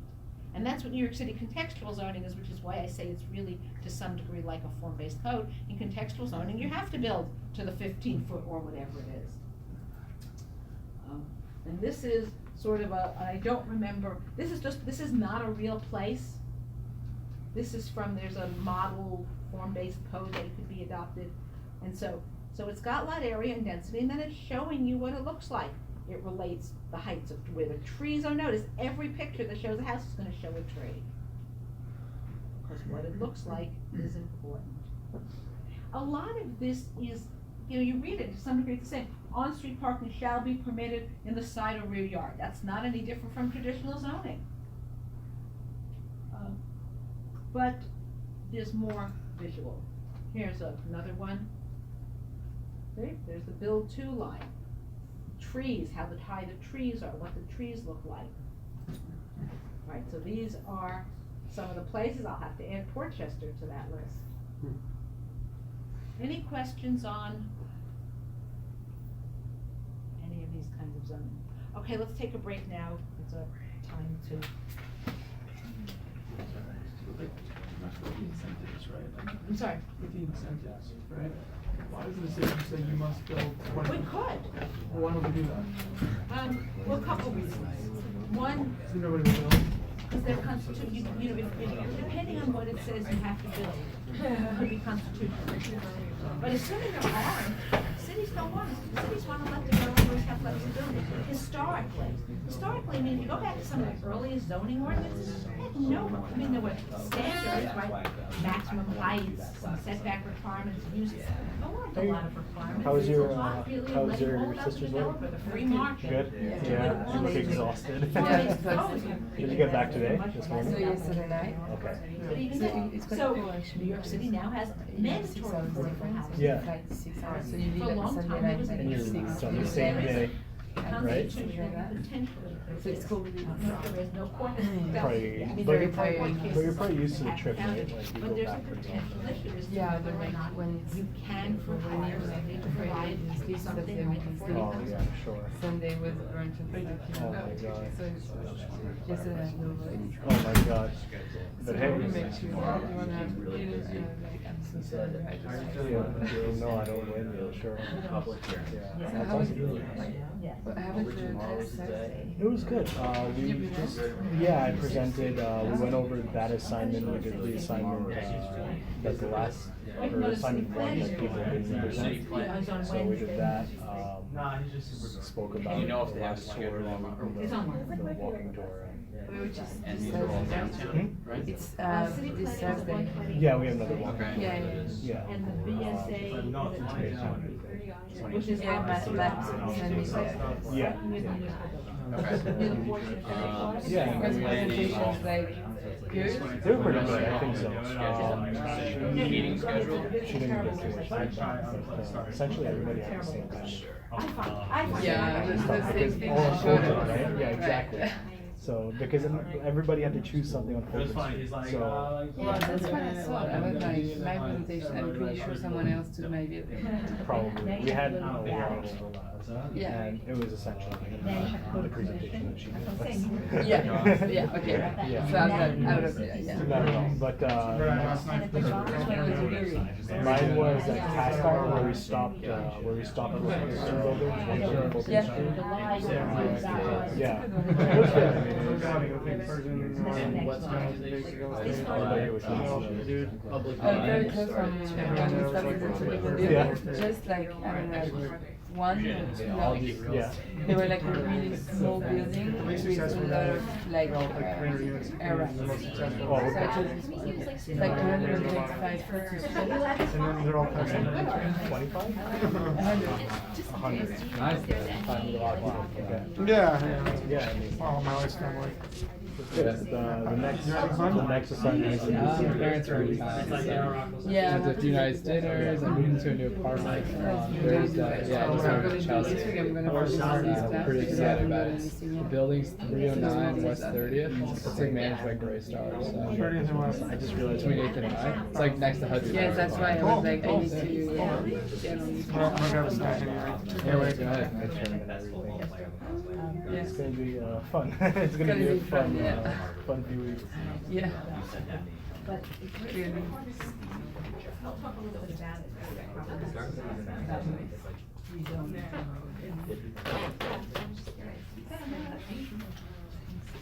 Yes, sir.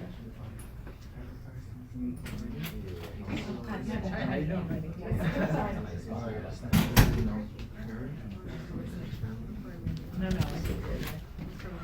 You think I said that I didn't say it? I don't know what I said there, but I didn't say that.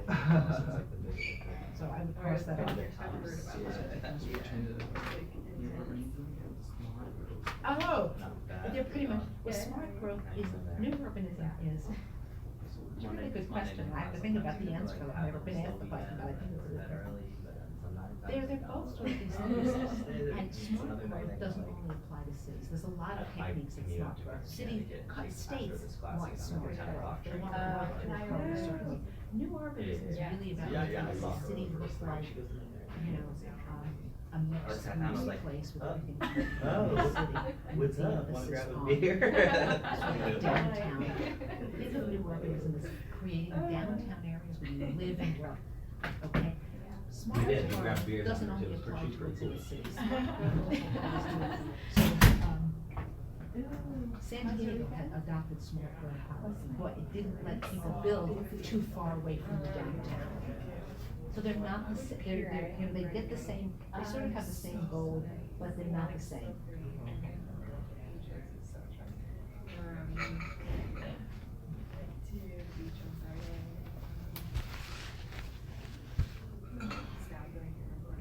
Yeah, it's like, I have to have like, what are the things that I have to like, oh, for 10 years.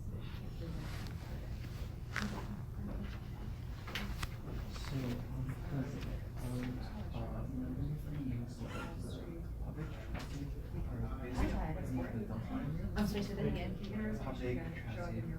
But not every place, a lot of places that have new urbanism. There's a lot of cities in the south that are, in fact, there's some big cities that have new urban cities. So how do you do it if you don't have public transit? I have no clue, really. But that they are, a lot of cities, a lot of small, there are small suburbs in the south. In fact, there's one called Celebration. It's a city in Florida called Celebration, and it's a new urban city because there is no trend. But Oh. but everything else is intended to have a new urbanistic kind of feel to it. Yeah, you would think it would all be about transit, but it isn't. What's the weather now in Paris like? So actually, like this week, it's the government is freaking out because it's like they're announcing 40 degrees. Celsius. Yeah, so in Fahrenheit. That's steaming. Right? Oh, That's like super that's hot. steaming, yeah. Yeah. It's like 100 degrees, similar. I think so. Even more. It was really like the weather. So what's the government doing behind that? Like, It was more like for old people stuff, to like trying to warn everyone that get hydrated. The things. would this be your summer time? That's steaming. So this is the hottest time in the year, I'm guessing? Not necessarily this, but it's like really like global warming. Oh, really? Normally it's more August. Wow.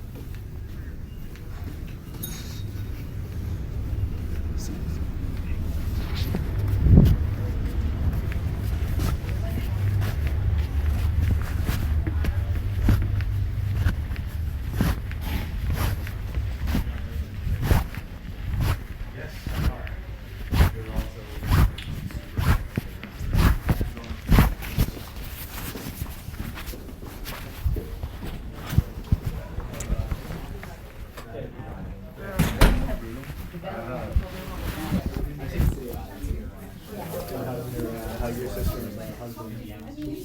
Oh, it's great. Yeah? You get along with them? Yeah, that is Girls sometimes, That's does, good. sometimes, I mean, probably some of the stuff in It's really beautiful. Like, it's a place where they got married. Wow. So you were like on top of the hill, and this is like not the ones that South, say, like come to, you know, Central you're seeing Europe. these houses, but they have actually some, you know, in-depth.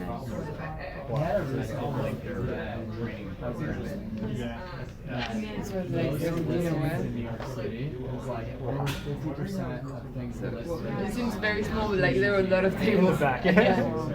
and then they just I think 500 feet of construction. It was super nice. So it's like every single block. Right, probably Yeah, not, but- every single No, block. not really. Not at all. It was cool.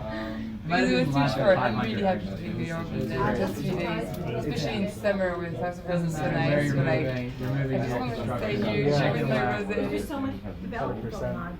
Yeah, I think there's gonna be less now because of the new laws. I mean, the rent stabilization laws. Oh, no, that kills a lot of people's businesses. Well, you know, I If they're haven't, syndicators. I don't know yet, I haven't figured out a couple of things, because it's a little unclear what the law No, does. it's unclear to everyone, no one knows fully yet. I printed out the law, because it's really quick, so I've been reading it for a while, but, so, and even, I've read articles both ways, it's not clear, if you read it, and part of it is it's a little vague, it talks about. It's a little more still for development. It's very clear for some things it's very clear. But the biggest problem is for new development, when it's. Makes the gap like bigger between people in Florida to live in like development. People who want to live in Texas, and no one here around.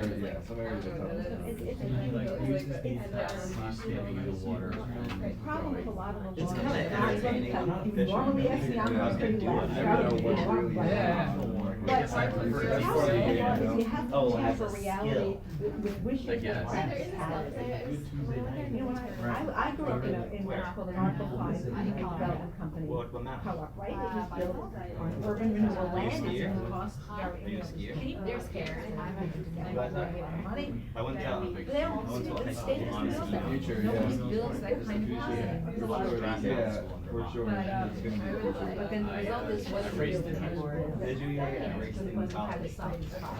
Without having a lot more government control. And a lot more government development. Yeah, I think some of the things See, will probably you're get. not gonna get private development unless people make money. They don't necessarily have to make a lot of money. Right? There needs to be something though, like Right, above. otherwise they're not gonna do it, so there's an issue there, and I don't know how it's gonna. These are some of the things that were like, keep the returns positive in 14 days. Yeah, that's a little crazy. Electricity doesn't even cut off until 30, so the landlord eats that cost, There and was not application fee. enough, the problem is there wasn't enough. Study, that's what he wrote. It really wasn't enough. He just like said things that was water gone, there wasn't any cost. Like our colors were purple. So it's like, New York City's not affordable. It's so zoning. And it's free. If That's there's one less, of the things that if you there's don't less think is affordable zoning. because construction is expensive. Let's go. Is it expensive because of the zoning now? No, it's just, people make, construction projects, materials are expensive. Where are you gonna, you need, if you need stone, you have to bring it in from how far away, there's no quarry. No, but I think you're right, but no, he's right also, you get like wider buildings, so you got a lower. Oh, right, You something get really much is. more, Buy right? in bulk, You need to, too. you need to buy, build super high, and super expensive to build high. Yeah, there's some, It's a big part, building high adds so much cost to, it's crazy. It's not, But you don't have to build high. it's not, The it's not problem is linear. that people who own a piece of land That's my dream, basically. say, You have to, you kinda have to. well, no, it really all goes down to what do people who own the land think they can get when they sell it and therefore what they have. Well, if my land costs looked into it, I'm already like $50 a square foot, I can build a lot more than if my land cost me I'm $1,000 Connecticut, a so I have high square school foot. and. Simple as that. Now, who says my land is worth $1,000 a square foot? Well, I know that if somebody builds a condo on my land, they can get $3,000 a square foot, so I'm gonna sell it for $1,000 a square foot. It's, you know, it's a big, it's got nothing to do with it, it's got to, so that they're all interrelated. Yes, zoning does have a problem. Okay, let's go back to, so this is just a kind of a final summary of, the differences between, form-based code and traditional code. And again, the reason we're beginning, if you guys want to talk, sorry, okay. And this is just again summarizing what I was talking about, the difference between form-based code and, not form-based code. Okay. So, any questions about, we're not up to this yet, so, but I just want to set it up. Okay, so,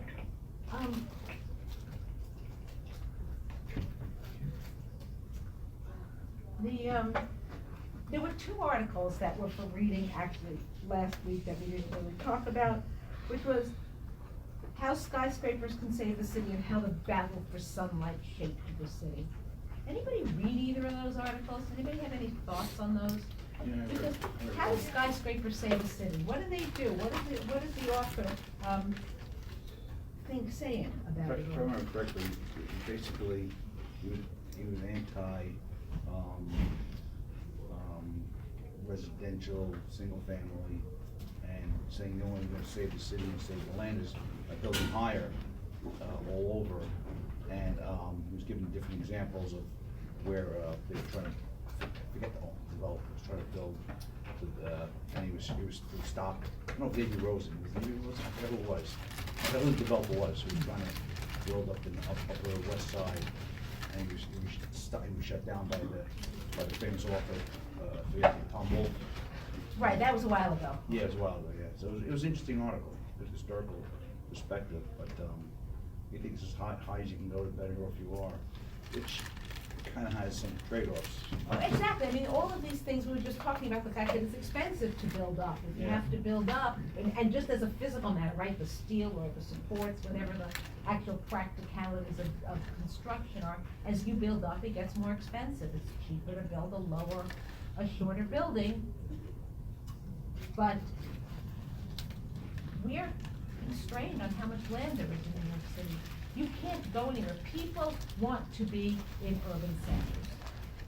And if you want to be in an urban center, then you have to build up. There's just a limit to how much land there is. And I talked last time about the fact that one of these ways that people have, or, one of the problems with affordable housing is the restrictions to single-family homes. But if you allow more development in a lot of places, that means you have to go up. You can't build a two-story, the lot's not big enough. Or even if it's big, and even if you could build full, you still have to go up. The only way to really get more space is to go far out, which was the solution for many years. But the problem with building, what's the problem with building far out? We're gonna talk more about this in a few weeks, but the biggest problem with building far out is traffic. One of the biggest problems. So it's harder to have public transportation if you build far out, because you need density to make public transportation affordable, and to make it viable, really. So if you go far out where land might be much cheaper, it's antithetical to building public transportation. The other thing that and one of the problems with traffic is, what's one of the biggest problems with traffic? Modern days, think today. Pollution, right. And that goes with the whole climate change, right? If you build farther out, land is cheaper, but you're causing a lot more pollution than if you build, right, if anybody who knows LEED, you get points for redeveloping property, for building close to somebody else. You don't get those points if you spread out. So we have these big issues, but, zoning is, it's hard to say if zoning does or doesn't. Now, talked about the fact that zoning really affects how much, right, the zone of anybody's property affects the value of that property. But a lot of studies, and there've been a lot of studies in the recent past, the last, 10 years, that have made very clear that zoning also increases significantly the cost of development.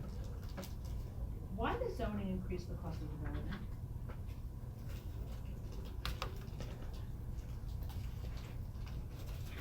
If it's discretionary, there's more risk, right? So, yeah, and then it also creates, Maybe, but then the obvious reasons are like, you need to submit filings, the people need to oversee it. But that's not, but submitting filings, you're still gonna have to comply with building code requirements. You're still gonna, even if you had no zoning, take Houston, which everybody talks about as, Houston has no zoning. Houston has, somebody here was from Houston, if I recall this, maybe it was less than that. It worked in Houston. Okay, Yeah. do you know what Houston has instead of zoning? It doesn't have zoning. No. What controls what you do? I cannot just build anything I want, anywhere I want it in Houston. Deed restrictions. Deed restrictions, everybody's got deed restrictions that have become homeowners associations type covenants. They're all, and there's subdivision regulations and there's site plan approval. There's all kinds of other regulations, not just zoning. So when everybody focuses on zoning, there are a lot, even if we eliminated zoning like Houston did, that doesn't mean that you can build anything you want anywhere. So zoning does increase, and it increases development costs for several reasons. And it's not really a review process, although that is part of it. If, to the extent that you don't have as of right, it increases review process, which increases both risk and time, right? If I have to go through a process before I can build, that's just gonna add time adds money, etc. But most of the studies are really looking at the requirements of zoning, and really what they are is, the more limited you are, that a property owner is limited by what they can build. You have to build where you can't build within, you need a 30-foot yard. So what I can build on my site now becomes less, right? I can't build something, whatever I want. I have limitations of how tall I can be, what my frontage has to be, how much density I can have on my site, how big, all of the requirements of zoning, and in particular, the limitation to single-family use. Which, and I started to say it last week and I double-checked it. LA in 1961 was something like 25% single-family homes, about 1961. It is now 85% single-family homes. If no other changes were made, that would significantly increase the cost of development, because the same piece of land that maybe 50 years ago I could build a 2 or 3. We're not talking about multifamily. You know, in the 1950s, nobody was building multifamily homes. By multifamily, I mean apartment buildings in LA. What were they building? 2-family and 3-family homes. And there were small apartment buildings, 4-unit buildings. By reducing all that, eliminating that to single-family homes, you've increased the price of land, you've limited the amount of development, so if you want to live in LA, it all of a sudden costs more, and it costs more to buy the land. So zoning does have an effect, but it isn't only zoning. And one way, as Minneapolis just did, they eliminated single-family everywhere. And I talked about it last week with respect to affordable housing, but I want to talk about some other techniques. So what are cities doing to deal with affordable housing? And my guess is increasingly cities are going to do this, but there's a lot of competition. California, right? We think about California as this wonderful blue state. You know what's not blue? Their development policies. The state, there was a proposal currently, very recently, to amend. Remember, you can have, if the state changes the law, it affects all the cities, right? The state can override, essentially.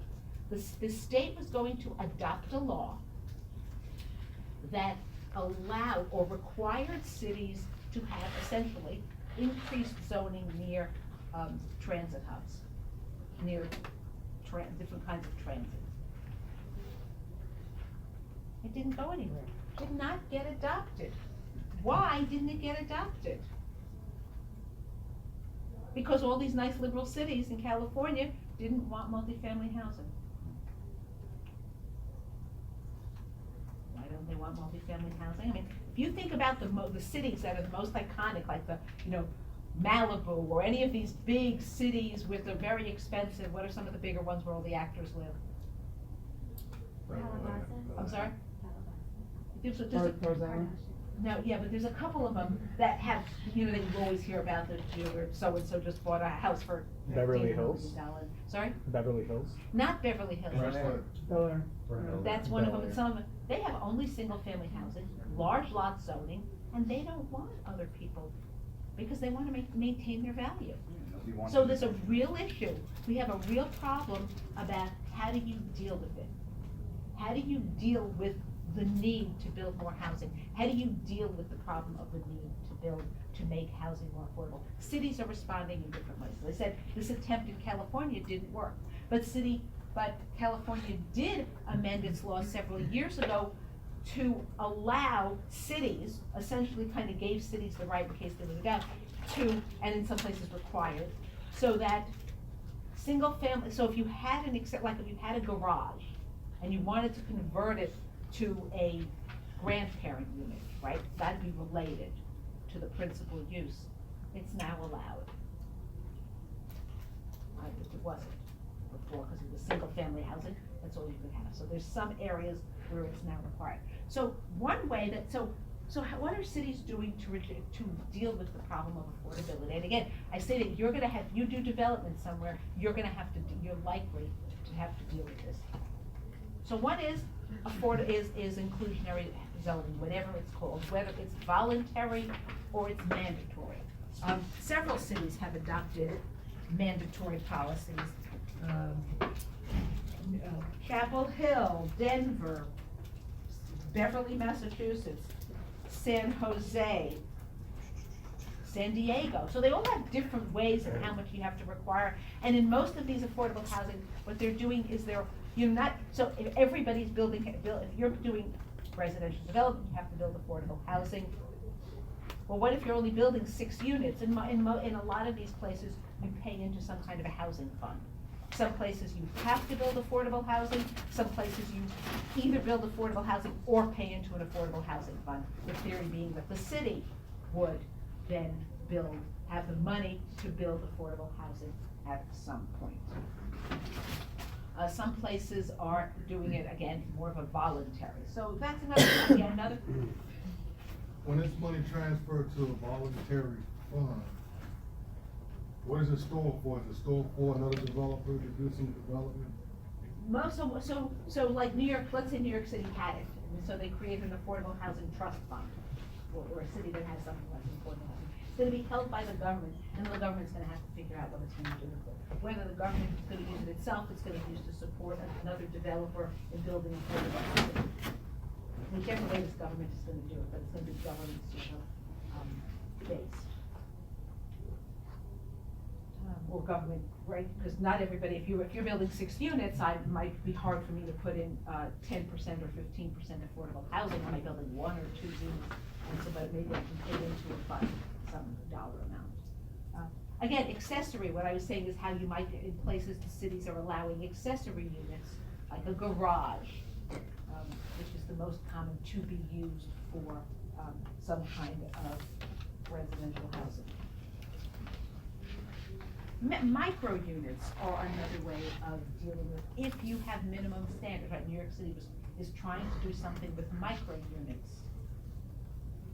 And how do you, right, micro units, there are fewer minimum sizes, but we have density limits in New York City, right? Which is your floor area divided by 690 square feet in the higher density district tells you the maximum number of residential units that you can have.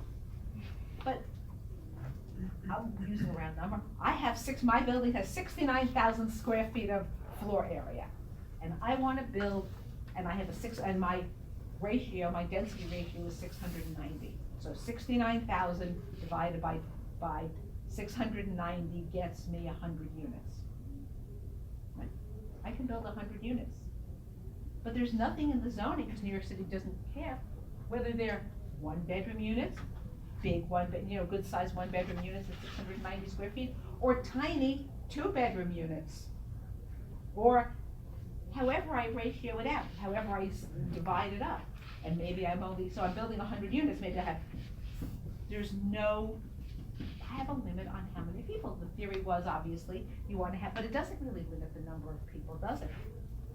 Leaving aside shared units, we just go back to, if I have a 3-bedroom apartment, I can live in it by myself, or I could have,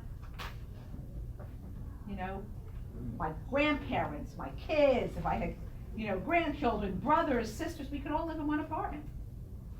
So, apartment size, an apartment doesn't really limit, it's got some, and it worked when because any time that an ordinance, if any kind of law is adopted, it's based on what is known at the time.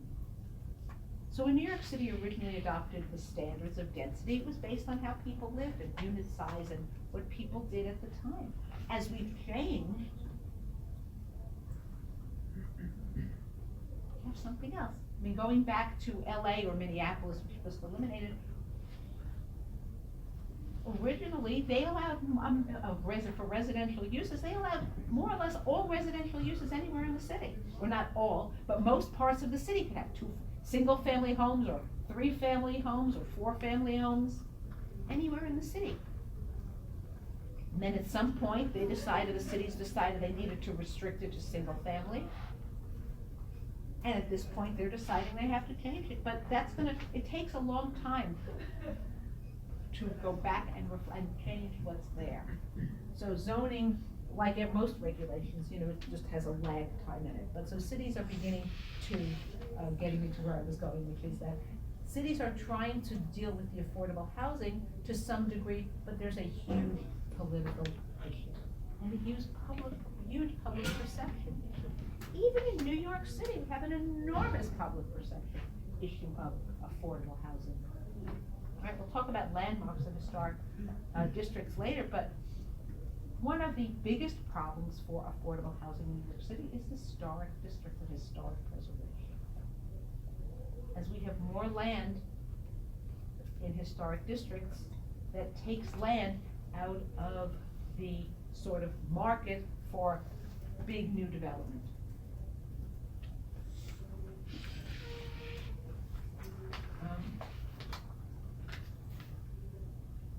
So micro units, which are not just a New York City thing, but it's wonderful because as we've changed the way we're building housing, on the one hand, houses are getting bigger and apartments are getting bigger, right? If you think about, take Extel being always a bad example, a good example of a bad, we always hold them up to scorn. Perfectly good developer, but I just mean, that's sort of like always the public perception of kind of what is terrible. If you look at apartments being built in new condominiums, expensive condominiums, 3,000 square feet, 4,000 square feet, 5,000 square feet. I grew up in a 3-bedroom apartment in Manhattan that was 1,150 square feet. Nobody's building except in affordable housing, maybe, but now you can't anyway, because it doesn't meet it's not the same.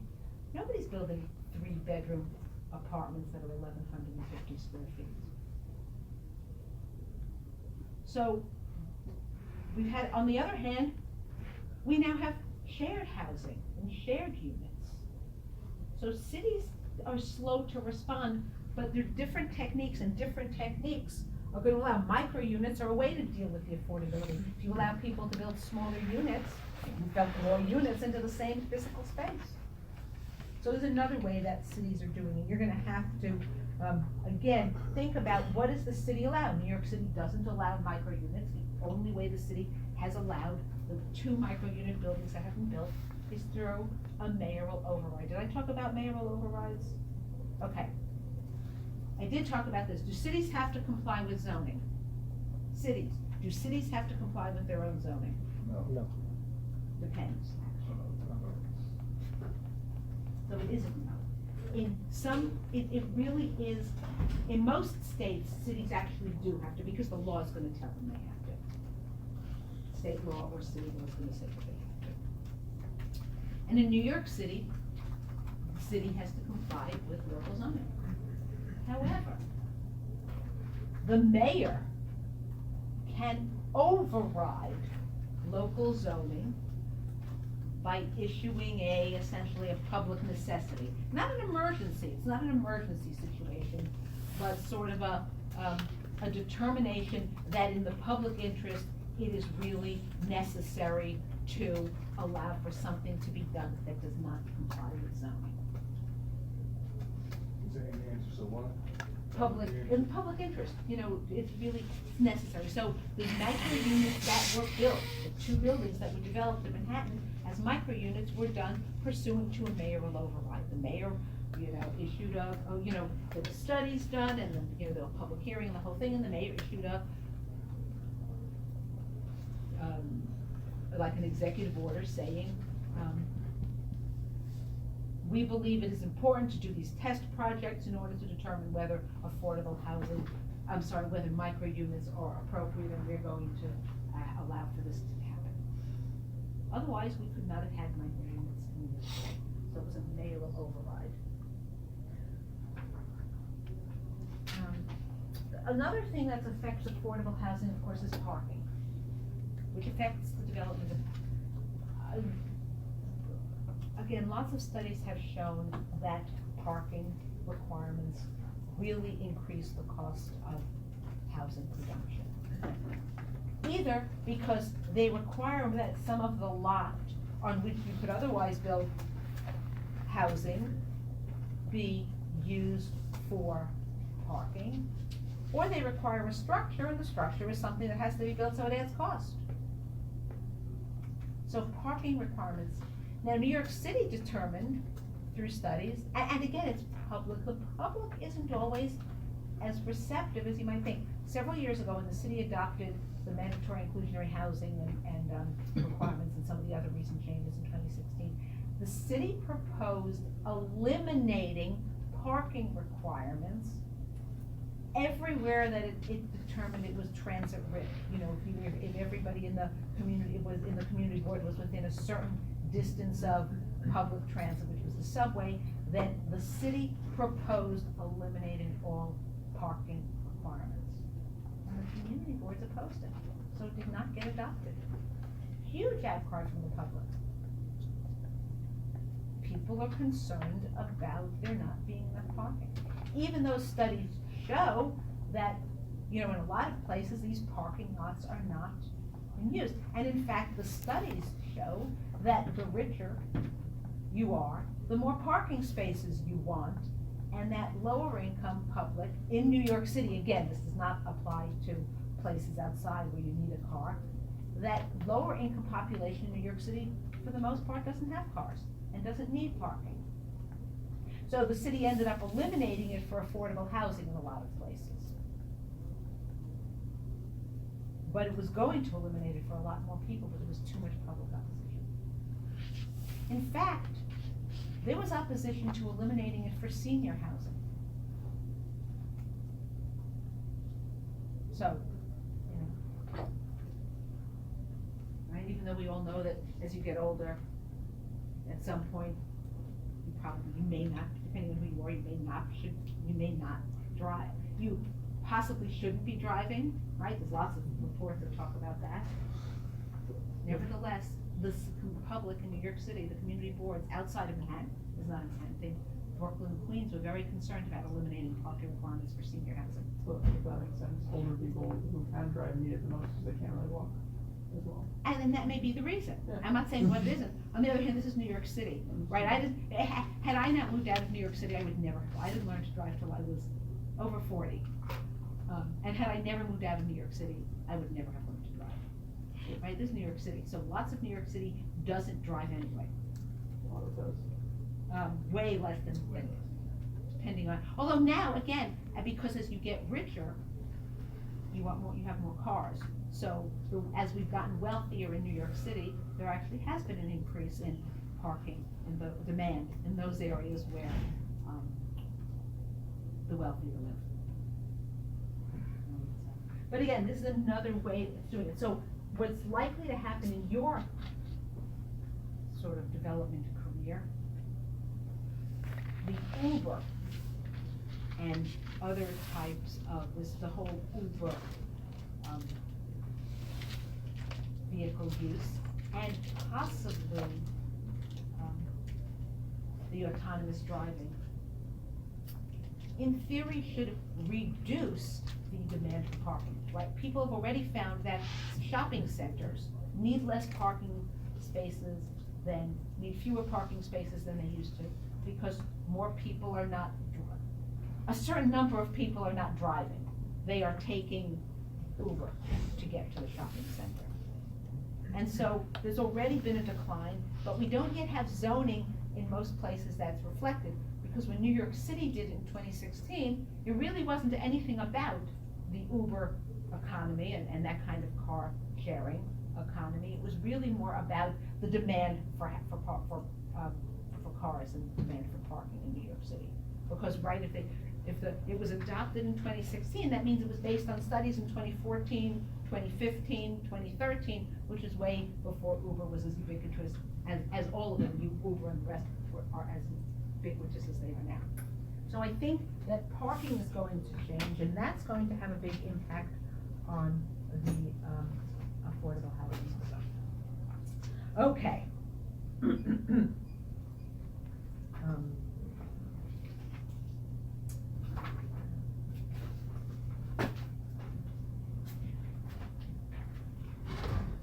Okay, any questions about, anything so far? All right, we're kind of changing topics now. Now we're moving on to, something else. But before I do, I'm taking attendance. Umberto. Here.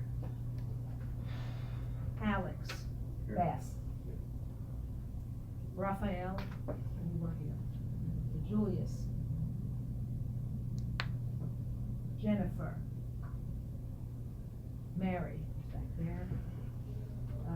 Kyle. Oh, here, over here. Karen. Joshua. Charles. Here. Okay. Philip is here. Brandon. Anmold. Here. Robert. David. Joseph. Christopher. Avi is here.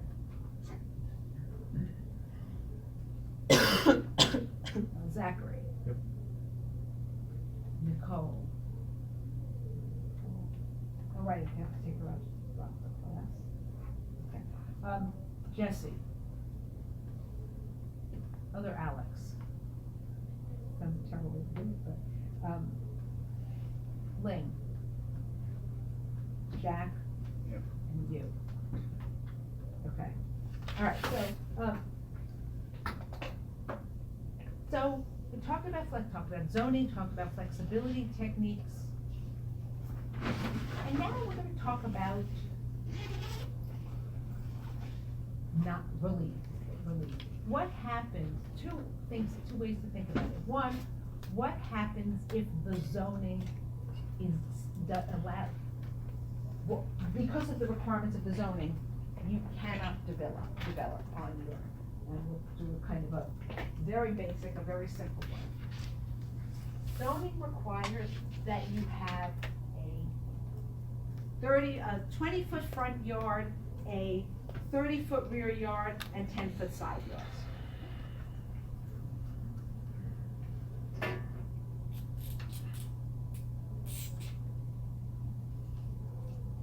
Sorry, I'm finding the buttons. Okay. So this is your lot.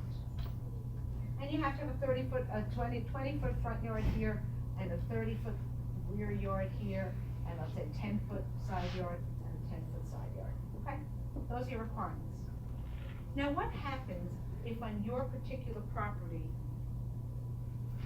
the rear 30 feet, the rear 40 feet, let's assume this is, let's make it a 90 feet lot, and maybe this is a 50-foot frontage, okay? The rear, well, that would make it, this would actually work, make it a smaller lot, 30-foot, right? You have a 30-foot frontage, it's a small lot, and these are the requirements. And let's assume that the rear 40 feet of your property is a lake, a pond. It's a pond in the rear 40 feet, so you have a 30-foot rear yard requirement, and now we've got a pond back here. All right, well, so I can't build in 40 feet. I have to set back 20 feet. 40 and 20 is 60. That doesn't work. Change my dimensions. 75-foot deep lot. I have to make this work or not work, as the case may be. And I have a pond. Right, so I have a 40-foot and I have a 20-foot front yard. So that means I can only build a building that's 15 feet deep from front to back. That's probably not enough even to build a single family house. You're not gonna get a good house here.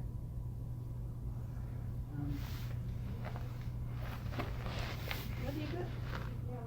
What can you do? The zoning has those requirements and you can't do it. Or what if you're, you own a piece of property and it's zoned residential, but everybody around you has an office building. You're completely surrounded by office uses. And the only thing on your property you're allowed to build is residential. Maybe there are manufacturing uses around you. So no one wants to build or live in a residential building completely surrounded by tall commercial buildings. Sue them all for nuisance. Sorry? Sue them all for nuisance. Not a nuisance. I know, not a nuisance. You might try that, but you know it's probably not. So, what can you do? So, you get a variance. Alright? So a variance applies where there's something about your site that, in the basic concept, the zoning, that because of some condition of the site, you can't, the zoning won't let you build, okay?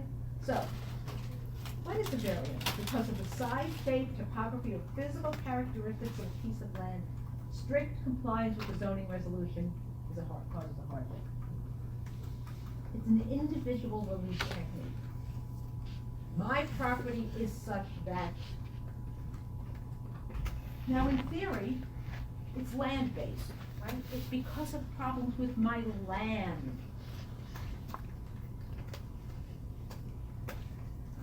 Okay. So, historically and originally, and stemming back from the Standard Zoning Enabling Act, in order to get a variance, you had to demonstrate something to this effect, more or less this, right?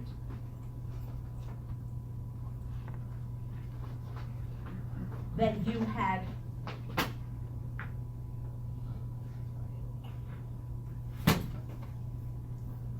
that there was something unique. Because if everybody in your area, if there's a giant pond, if there's a giant wetlands that applies to every single, to 500 properties, even 100 properties, then a variance is not the right solution. Because if there's something that applies to every property, then there's really probably something wrong with the zoning ordinance itself. There's something wrong with the zoning provision. So a variance is not the solution. A variance is a solution when you have a particular property that is affected.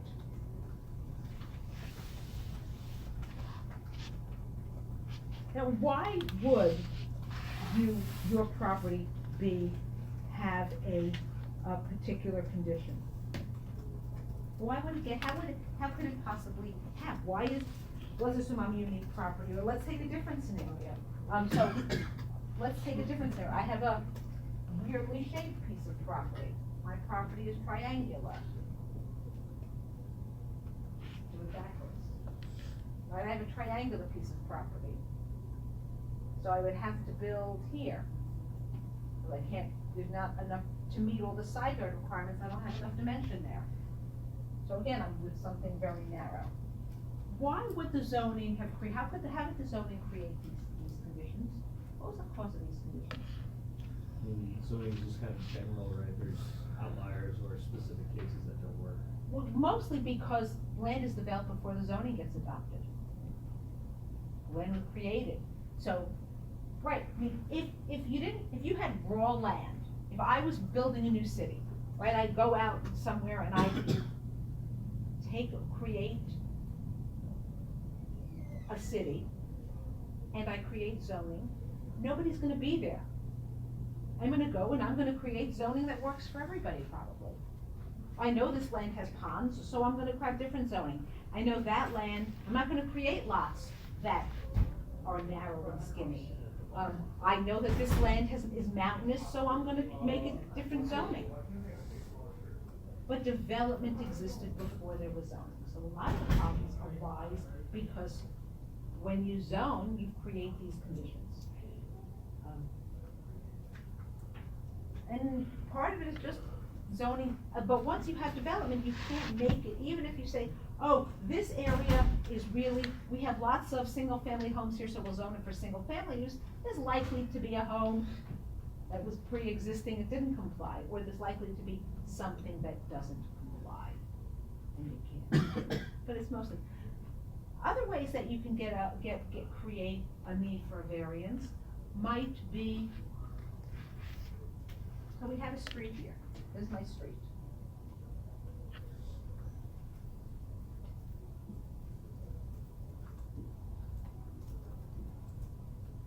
Now, you can create not a non-compliant, this kind of a need for variance is the condition, but another way that you can create a need for variance to be, so I have so this is my street, and my street is originally 50 feet wide.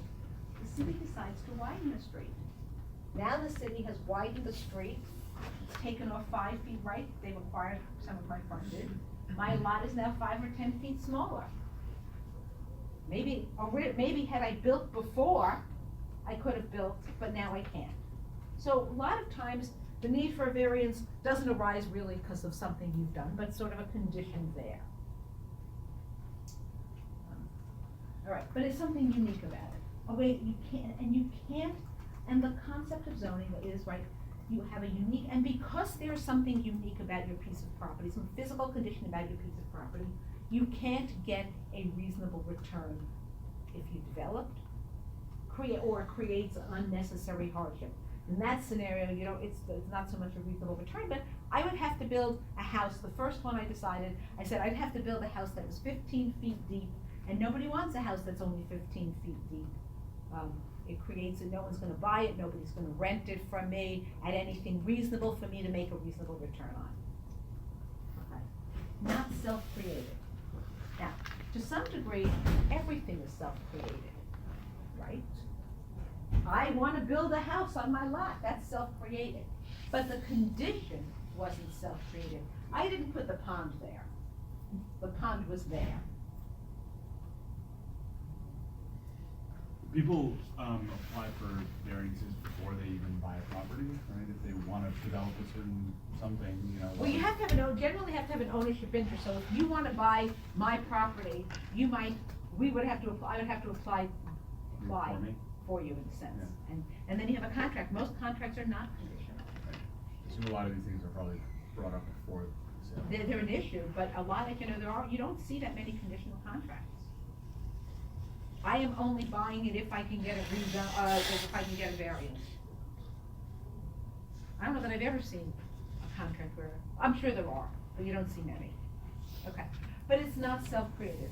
How would it be self-created? Self-created would be, I own a piece of property, and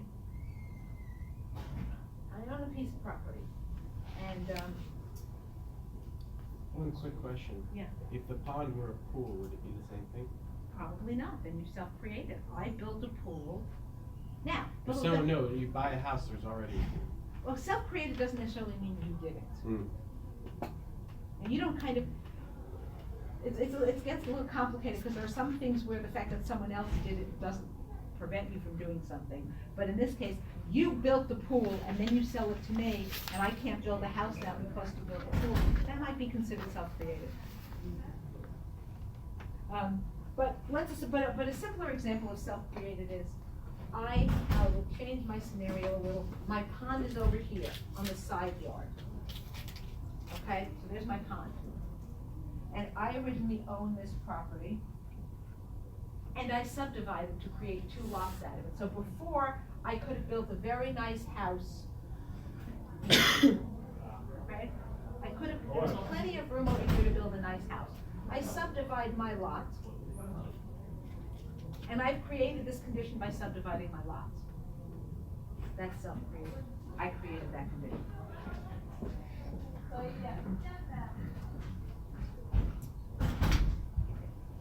could probably still get away with a variance though, right? Not always, depends on where and how.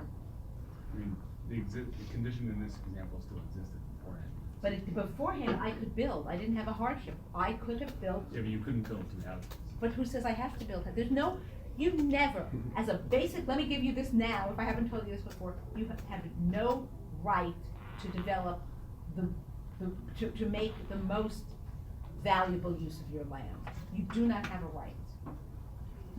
So you can never say, oh, but if you do something for me, or if you hadn't done something, I could have built more, bigger, better. You have no right to that, okay? So that's what you're saying, there's a right, you don't have a right to do that. If you came in, you would probably not get the, I would bet you wouldn't get a variance. You clearly created the condition. Okay, again, like what I always say, subjective one, not alter the essential character of the neighborhood, very subjective. And it's the minimum variance. What do I mean by minimum variance? An example is, let's go back to this. So, go back to the original one, just because I had all the numbers working.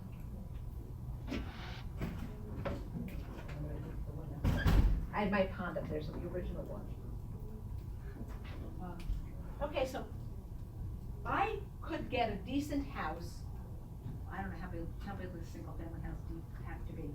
20 feet maybe, 25 feet, I don't know what I could get, what would actually work. So I want to change my front yard requirement to 10 feet, let's say. So now I have a 25-foot deep house. And that, I could build a reasonable house on 25 feet, in 25 feet, or whatever, with a 25 foot, with a 10-foot front. But I don't want to build a reasonable house. I want to build the biggest house I can, so I go for a 5-foot front yard. Well, if the Board of Appeals thinks that I could get a reasonable house with a 10-foot side yard, a 10-foot front yard, then that's all they would have to give me. And get a reasonable development, that's the minimum variance. All he needs is a 10-foot, we're not gonna give him 5 feet. We're not gonna reduce it to 5 feet. Would they then need to reapply or? They wouldn't get it. Nobody's gonna, what do you mean reapply, like? For a 10-foot? Depending on how they are, yeah, depending on where you are and how it's done, they could apply for a 5-foot and the board might turn them down and say, we'll give you a 10-foot, or they might just turn it down and they have to reapply.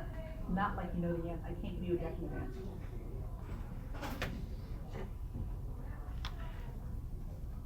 And that's minimum variance.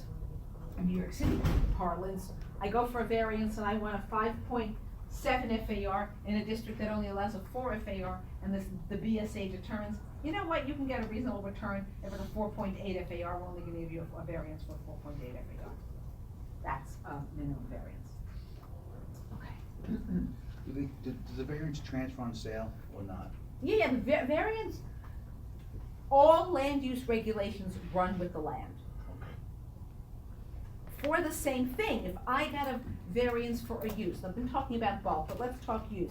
Let's say I got a variance to, the example I gave about, you know, it's a residential, this is everybody else in the building, or let's take New York City, got New York City examples. Soho, not Soho, or the West Chelsea. For many years, West Chelsea was an industrial neighborhood. It was on manufacturing. And that's all you could build, manufacturing. I want to build residential. Right? Get a variance for residential. I sell my building to you, you have the variance, and you can put residential, you could do residential too. But if I got a variance to put a fast food, not a fast food, to put a restaurant in, then and you wanna put a different kind of restaurant, that variance may or may not, it would run with the land. If you put the exact same restaurant that I put in, you would be able to use it, but if you wanna put a different kind of restaurant, it might or might not. So it runs with the land, but only for the exact thing that the variance gave you. Okay, now. So historically, variances, remember zoning was use-based. So it's about uses. And That's a use variance. So I've been talking not about uses. Use variance is, my property is zoned, take West Chelsea, which is a great example, for manufacturing use. I can't build a manufacturing building in West Chelsea because, for all the different reasons, because I have, the problem with that is, every property in West Chelsea was zoned for manufacturing use. So you wouldn't have a unique condition. Now, where people did allegedly have a unique condition was on Canal Street. It was named Canal Street because there was a canal there in some 300 years ago. And so there is a high water table there because of this underground, body of water that it still exists. I don't know how deep it is. So, the argument would be, I have a property on Canal Street, the zoning allows me to build X. I can't, manufacturing, I can't use it for manufacturing because the cost of developing a manufacturing would be, since I would have to put my footings so low in order to get into bedrock below the canal, it's gonna cost me X dollars to build a building. I will not be able to get a return sufficient to allow me to build it and make a reasonable return given the cost of development, and therefore I need to be able to get a variance to allow residential use. That is an example of how a use variance works, right? Unique condition, the canal doesn't go into every block. I can't get a reasonable return. West Chelsea's saying it's whatever, there was no unique condition, you couldn't have done it in West Chelsea.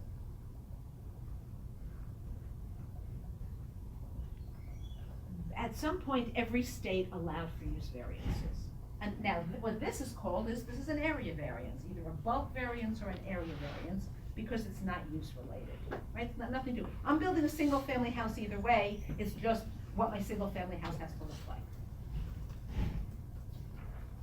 Every state allows variances, area or bulk variances.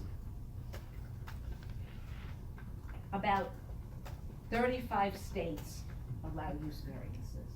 Not every state allows use variance.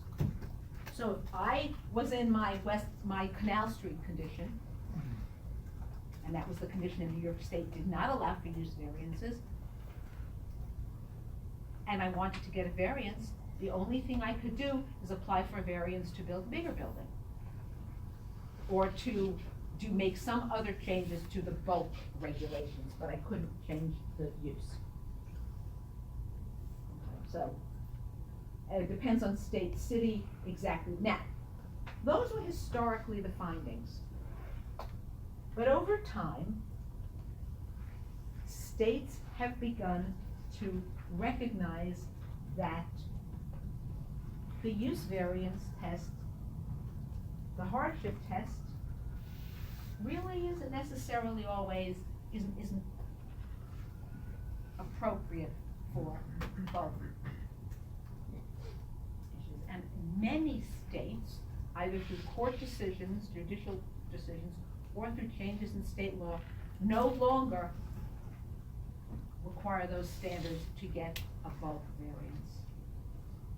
Exactly what is required depends, but the most common is some kind of a balancing test, where you're balancing the impact, so a property owner wants a bulk variance. The Board of Appeals is gonna be balancing, okay, if I give, the property owner wants a variance to do, a bulk variance to do for X, Y, and Z. What's the impact on the surrounding community, on the neighbors? What's the impact, sort of the environmental impact, the neighborhood impact? How big an impact will it be if I give him this variance?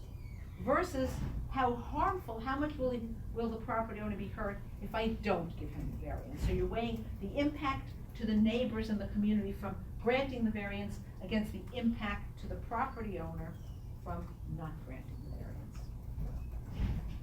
So even in New York State, outside of New York City now, in New York State, if you want an area variance, then you do not have to satisfy those 5 findings. If you want a use variance, then you do. Alright.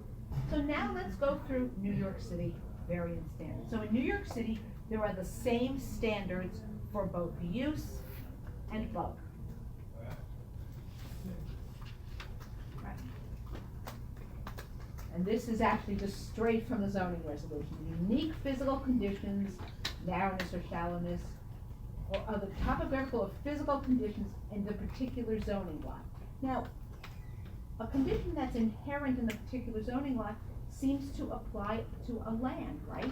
It's not inherent if the building has a condition. But yet New York City has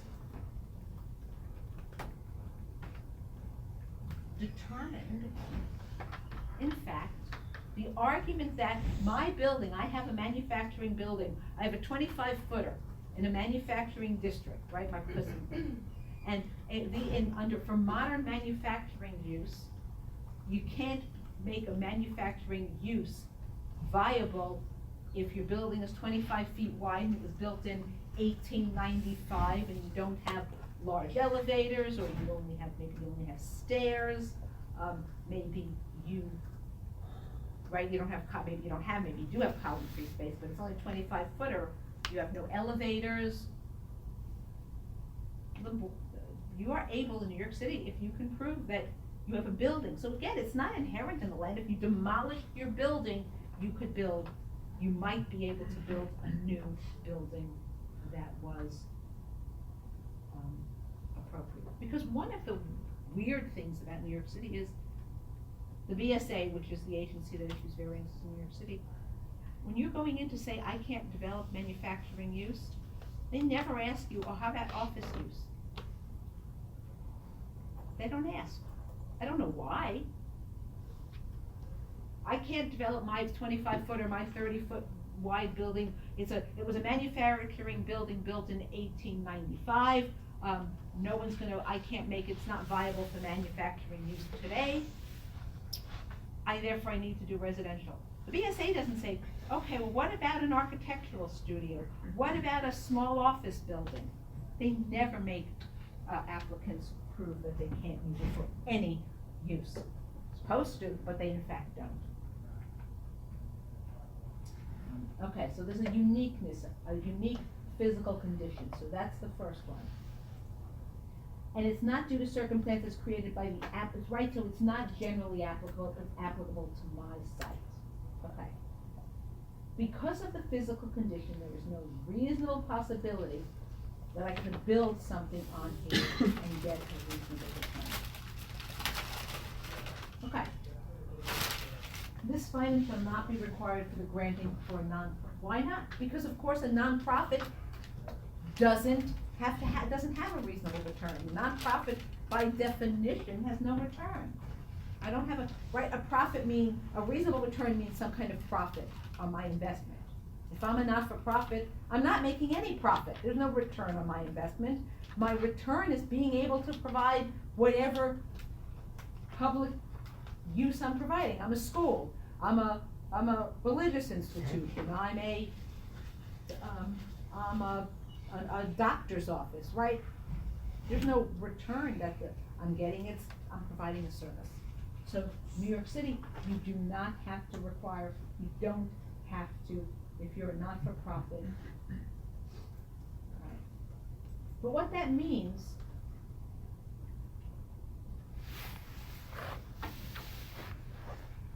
But what that means is that if I've established a condition, so what do I need to do for this? What do I do?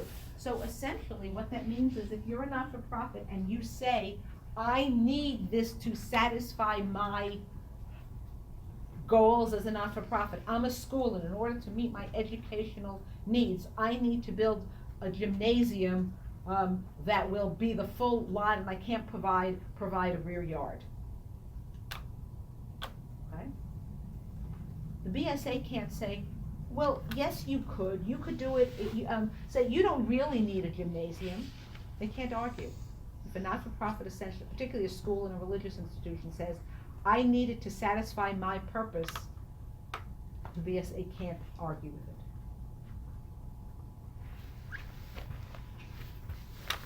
that if the variance if granted will not alter the essential character of the neighborhood or the surrounding properties.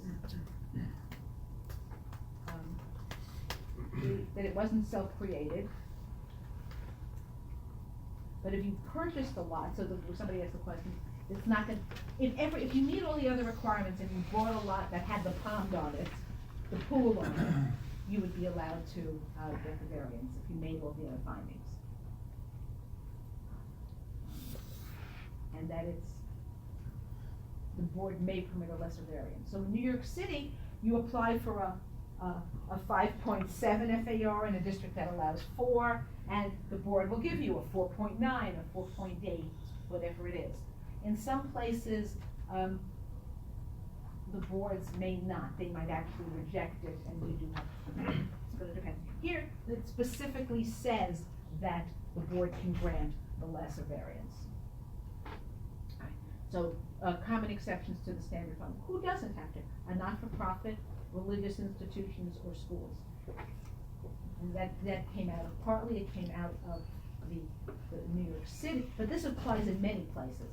It came out partly from New York City, but it also came, all right, so how do you do this? You want a variance, how do you go about doing it? So, in New York City, right, unique condition. How do you prove that you're a unique condition? Well, you do you're supposed to do some kind of a study. You look at the properties around you.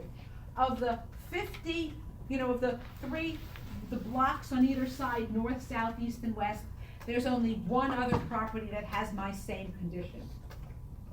There are 4 other properties. It doesn't mean you don't have to be the only one, but you have to be, relatively unique. So, I'm not the only one. I've done a study and I've shown that.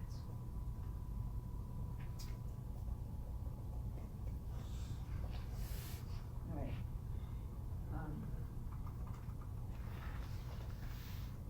Because of such physical conditions, I can't get a reasonable term.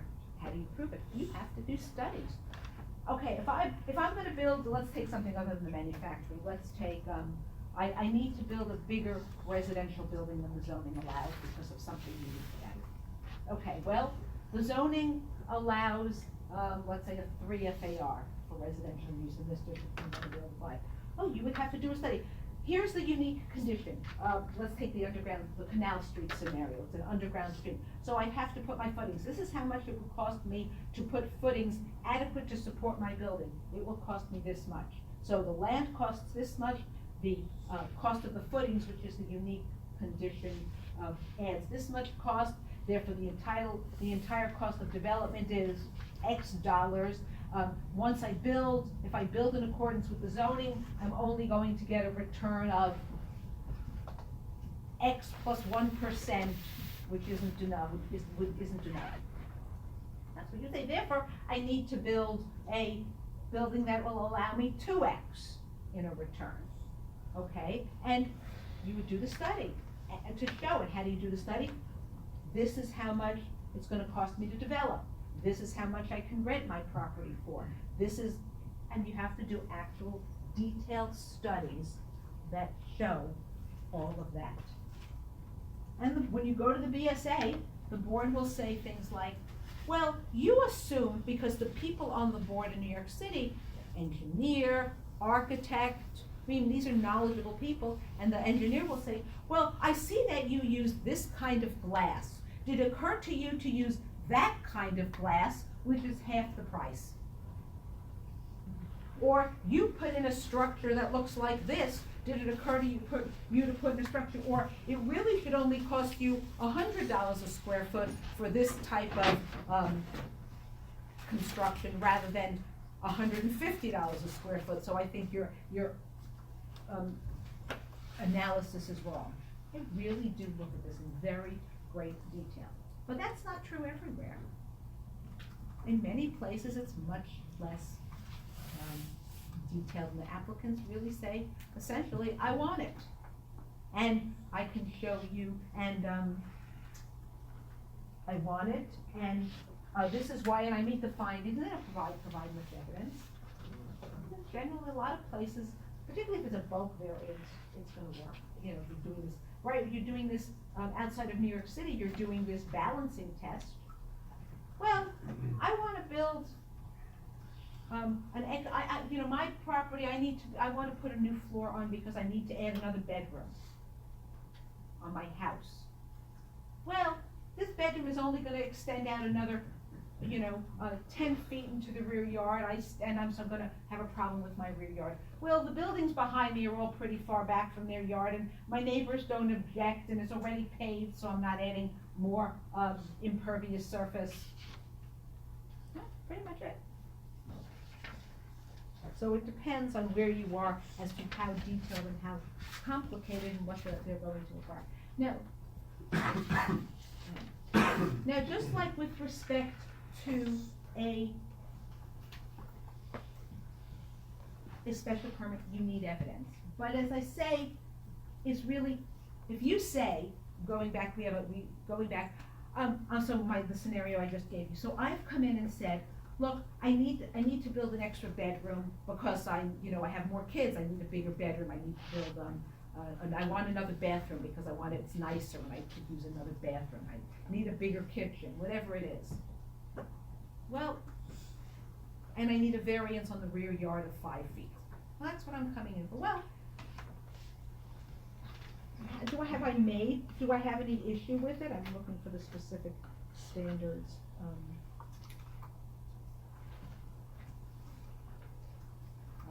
Is there an undesirable change in the character of the neighborhood? That's specific standard in New York State. That's one of the 5 standards. Well, probably not. Unless every other property on the block has these enormous rear yards, it's probably not an undesirable change in the neighborhood. Can it be sought by some other technique? Well, you show that, no, I really can't because this is where my bedrooms are in my house, in the rear, and if I put the bedroom in the front, someplace else, I have to redesign the entire inside of my house to make it work, so I can only put it back there. Is it substantial? No, it's only reducing it 5 feet, it's a 30-foot rear yard requirement, I'm only going for a reduction in 5 feet. Will it have an adverse effect on the physical or environmental conditions in the neighborhood? Probably not.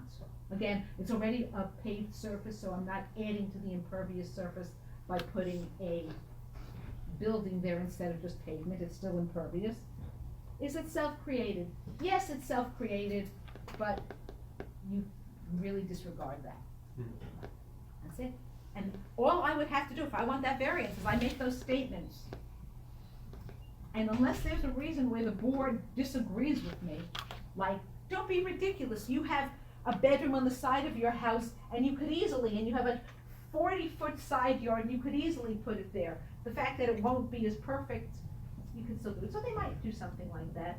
Or they'll say, you really only need I think an 8-foot expansion would give you enough because you don't need a 40-foot master bedroom. Whatever it is, right? So they will do this, but it's much less. You have to have evidence, but just as I said with special permits, the evidence doesn't necessarily have to be sort of numbers. New York City it absolutely does, but many other places it doesn't really have to be so definitive. In some places it does, depends on which city or not. But again, if I have evidence, and my evidence is I'm not gonna create a neighborhood, well, my neighbor now comes in and opposes it. And my neighbor says, wait a minute, the flooding, the property slopes down to my property, and if you build higher, that's somehow going to have an enormous effect on flooding. I'm not sure why, but let's assume it does. It's gonna have an enormous effect on flooding into my lot, and so it's gonna be a problem for me. So now they've come up with evidence. And again, that evidence doesn't have to be facts and figures, really detailed. And then the applicant, I would have to come in and explain why, no, that's ridiculous, or, but if I don't, then the board would consider that and not grant the variance. So, just like with a special permit. Also similar to a special permit, a board can impose conditions. All right, so, we have the house with the second floor, and the board says, yes, but for whatever reason, if the roof that you're planning on putting on is pitched a certain way, and because it's pitched a certain way, it is going to make more water run off onto your neighbor instead of into your rear yard. So you need to pitch your roof differently so that the runoff is into your rear yard instead of onto your neighbor's property. Right, it's a condition. And what's the purpose of a condition? Same purpose as for a special permit. What's the purpose? Mitigate the impact from a land use perspective. That's the only purpose of a variance, of a condition, to mitigate the impact. Now, when you get a variance, it applies to your property. It doesn't apply to everyone, it only applies to you. So if you're looking to buy a piece of property, when you're looking to buy a piece of property, and you go to the zoning resolution, the zoning ordinance, go to the zoning map, and you say, your property is zoned R1, single family use only. Somebody's got a 3-family house on it. And it's great, you wanna buy a 3-family house. But it's not gonna show up anywhere, or you're buying the house next door, right? You're not gonna know the property next door. There's no overall anywhere that I know of, sort of map or any kind of index of every variance that's been granted. So you're looking at a piece of property that has something on it that isn't what that isn't what the zoning allows. There could be a couple of conditions for it, but one of the reasons that it could be there, assuming it's legal, is that it got a variance. Now, you're always gonna wanna check, if you're looking at a property that has a variance and you want to use it for what that got the right, you wanna buy it to use it for what it's there, you always wanna check the variance. You always wanna get a copy of a variance. Why? Because there are conditions. There could easily have been conditions, and the property owner, so you buy a piece of property, you wanna put there's a piece of property and you want to build a strip mall. You wanna use it for a strip mall. And there was an existing strip mall there. And they say we had a variance for it. And you buy it and you think, oh, I'm fine. They may not have been operating their strip mall properly. They may have, they only got a variance to put in 5 stores, and they actually put a 6th store in. So you do your economic analysis based on 6 stores, and then all of a sudden this village wakes up, the city wakes up, the town wakes up and says, wait a minute, you only have a variance for 5 stores. So always get a copy of the variance. Now there might not be any conditions, I don't mean to imply there necessarily are, but you do have to comply with them. Is there like a way to check what variant, like what properties have what variances?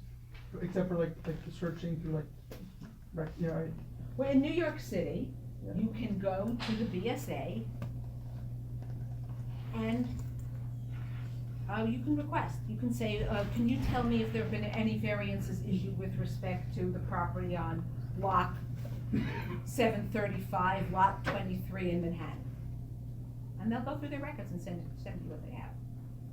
Outside, if you're someplace else, depending on where you are, you'll have to go down to the building department. And as most places do have records, property based. So if you're looking for a specific property, you can generally find it. It's generally not that difficult. Not necessarily, it's not always online. You may have to go to the buildings department. Remember, they're the ones who will keep it for the, because at the end of the day, okay, so now you've got a variance to do something. Before I get there, a variance is an appeal process. So before I can go to my agency to get my variance, I first have to go everywhere to a building department. Remember, it's the Board of Appeals. That implies you have an appeal. So before I can take it, I have to go to my buildings department. My buildings department has to reject my application because the use isn't permitted, the rear yard I'm not complying with, the bulk is too big, whatever it is. They have to reject me, then I go and appeal it to the Board of Appeals. Which means if I want to build, I have to take that variance that I've been issued back to the Board of Appeals and say, I got a variance. this is what I'm going to be allowed to build. So generally, so even in New York City, if you could ever go to the Department of Buildings and find out, go back and look at any property, sometimes their records are not so great. So you go to the BSA. But in a lot of places, you just go to the buildings department, and the buildings department will have records about a particular building. Every property will have records going back from when the building department first existed. Now, if the variance was granted in 1937 or something, it may not be that legible. You might, there might be issues, but you'll find it. Did you have a question? No. Somebody did. Yeah, so let's say hypothetically, I have a neighbor down the block with the site similar characteristics. 3 years prior, they petitioned for a variance, it was granted, approved. So I'm using that kind of as a roadmap, right? Could I guess, reference that variance approval in my? Sure, but again, remember, it's 3 years later, so conditions have changed, you still have to. So only if there's something there, you found that it was a unique condition, or you found that, let's take the Canal Street scenario, just because it's a good example. You found that the underwater stream was a real problem and required them to go deeper. So I have to, and similarly, I have to go deeper. The Board of Appeals couldn't now say, we changed our mind, you don't actually have to go deeper. They could say, well, newer construction techniques now allow you to build without going deeper. So they could say that, but they couldn't say, sort of, we changed our mind. So you could use it as a reference, but remember, because you were supposed to have a unique condition, it kind of limits how much you can use too many other people, because if there were too many other people, at some point, they might say it's not a unique condition. But yes, you do have, a Board of Appeals can never, they have to be consistent with prior decisions. So like, is there like an actual document that's issued that's public record? Or Oh, is it- absolutely, is it- there's a or just- resolution. Or just the minutes of the. Oh, no, they have to, the board has to adopt a resolution, they have to vote on it and adopt it. And it's public. And it's public. Again, if it's an old one, it's, maybe hard to find. Oh, now, who grants the variance? Always the agency that has the word appeals in its title. Board of Appeals, Zoning Board of Appeals. Generally, it is Board of Zoning Appeals, Zoning Board of Appeals. New York City, it's the Board of Standards and Appeals. And the reason it's the Board of Standards and Appeals is in New York City, they also could waive certain standards from the building code, unrelated to zoning, but there are standards in the building code, and that they're allowed, that the BSA has authority to waive and revise. So the government entity agency that does it is always going to be, always, a Board of Appeals, Board of Zoning Appeals. Some things like special permits can be issued by a Board of Zoning Appeals, might be issued by a planning commission, it might be issued by a legislative body, depending on what the state law and the local code allows. But a variance, always a Board of Appeals. Any questions on variances? Just a couple of example cases.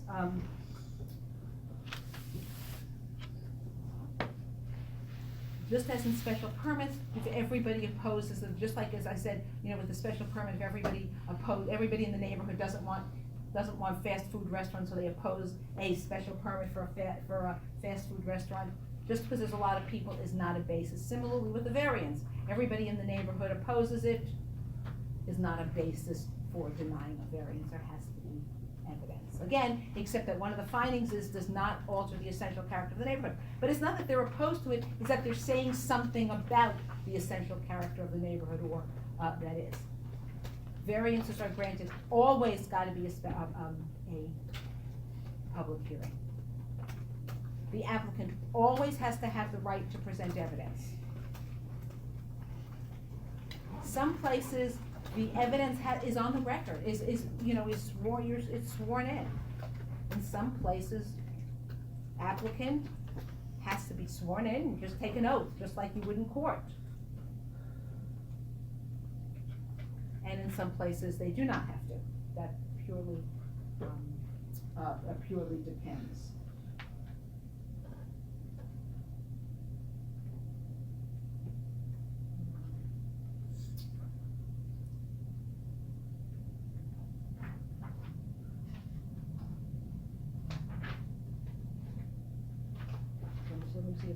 anything else, I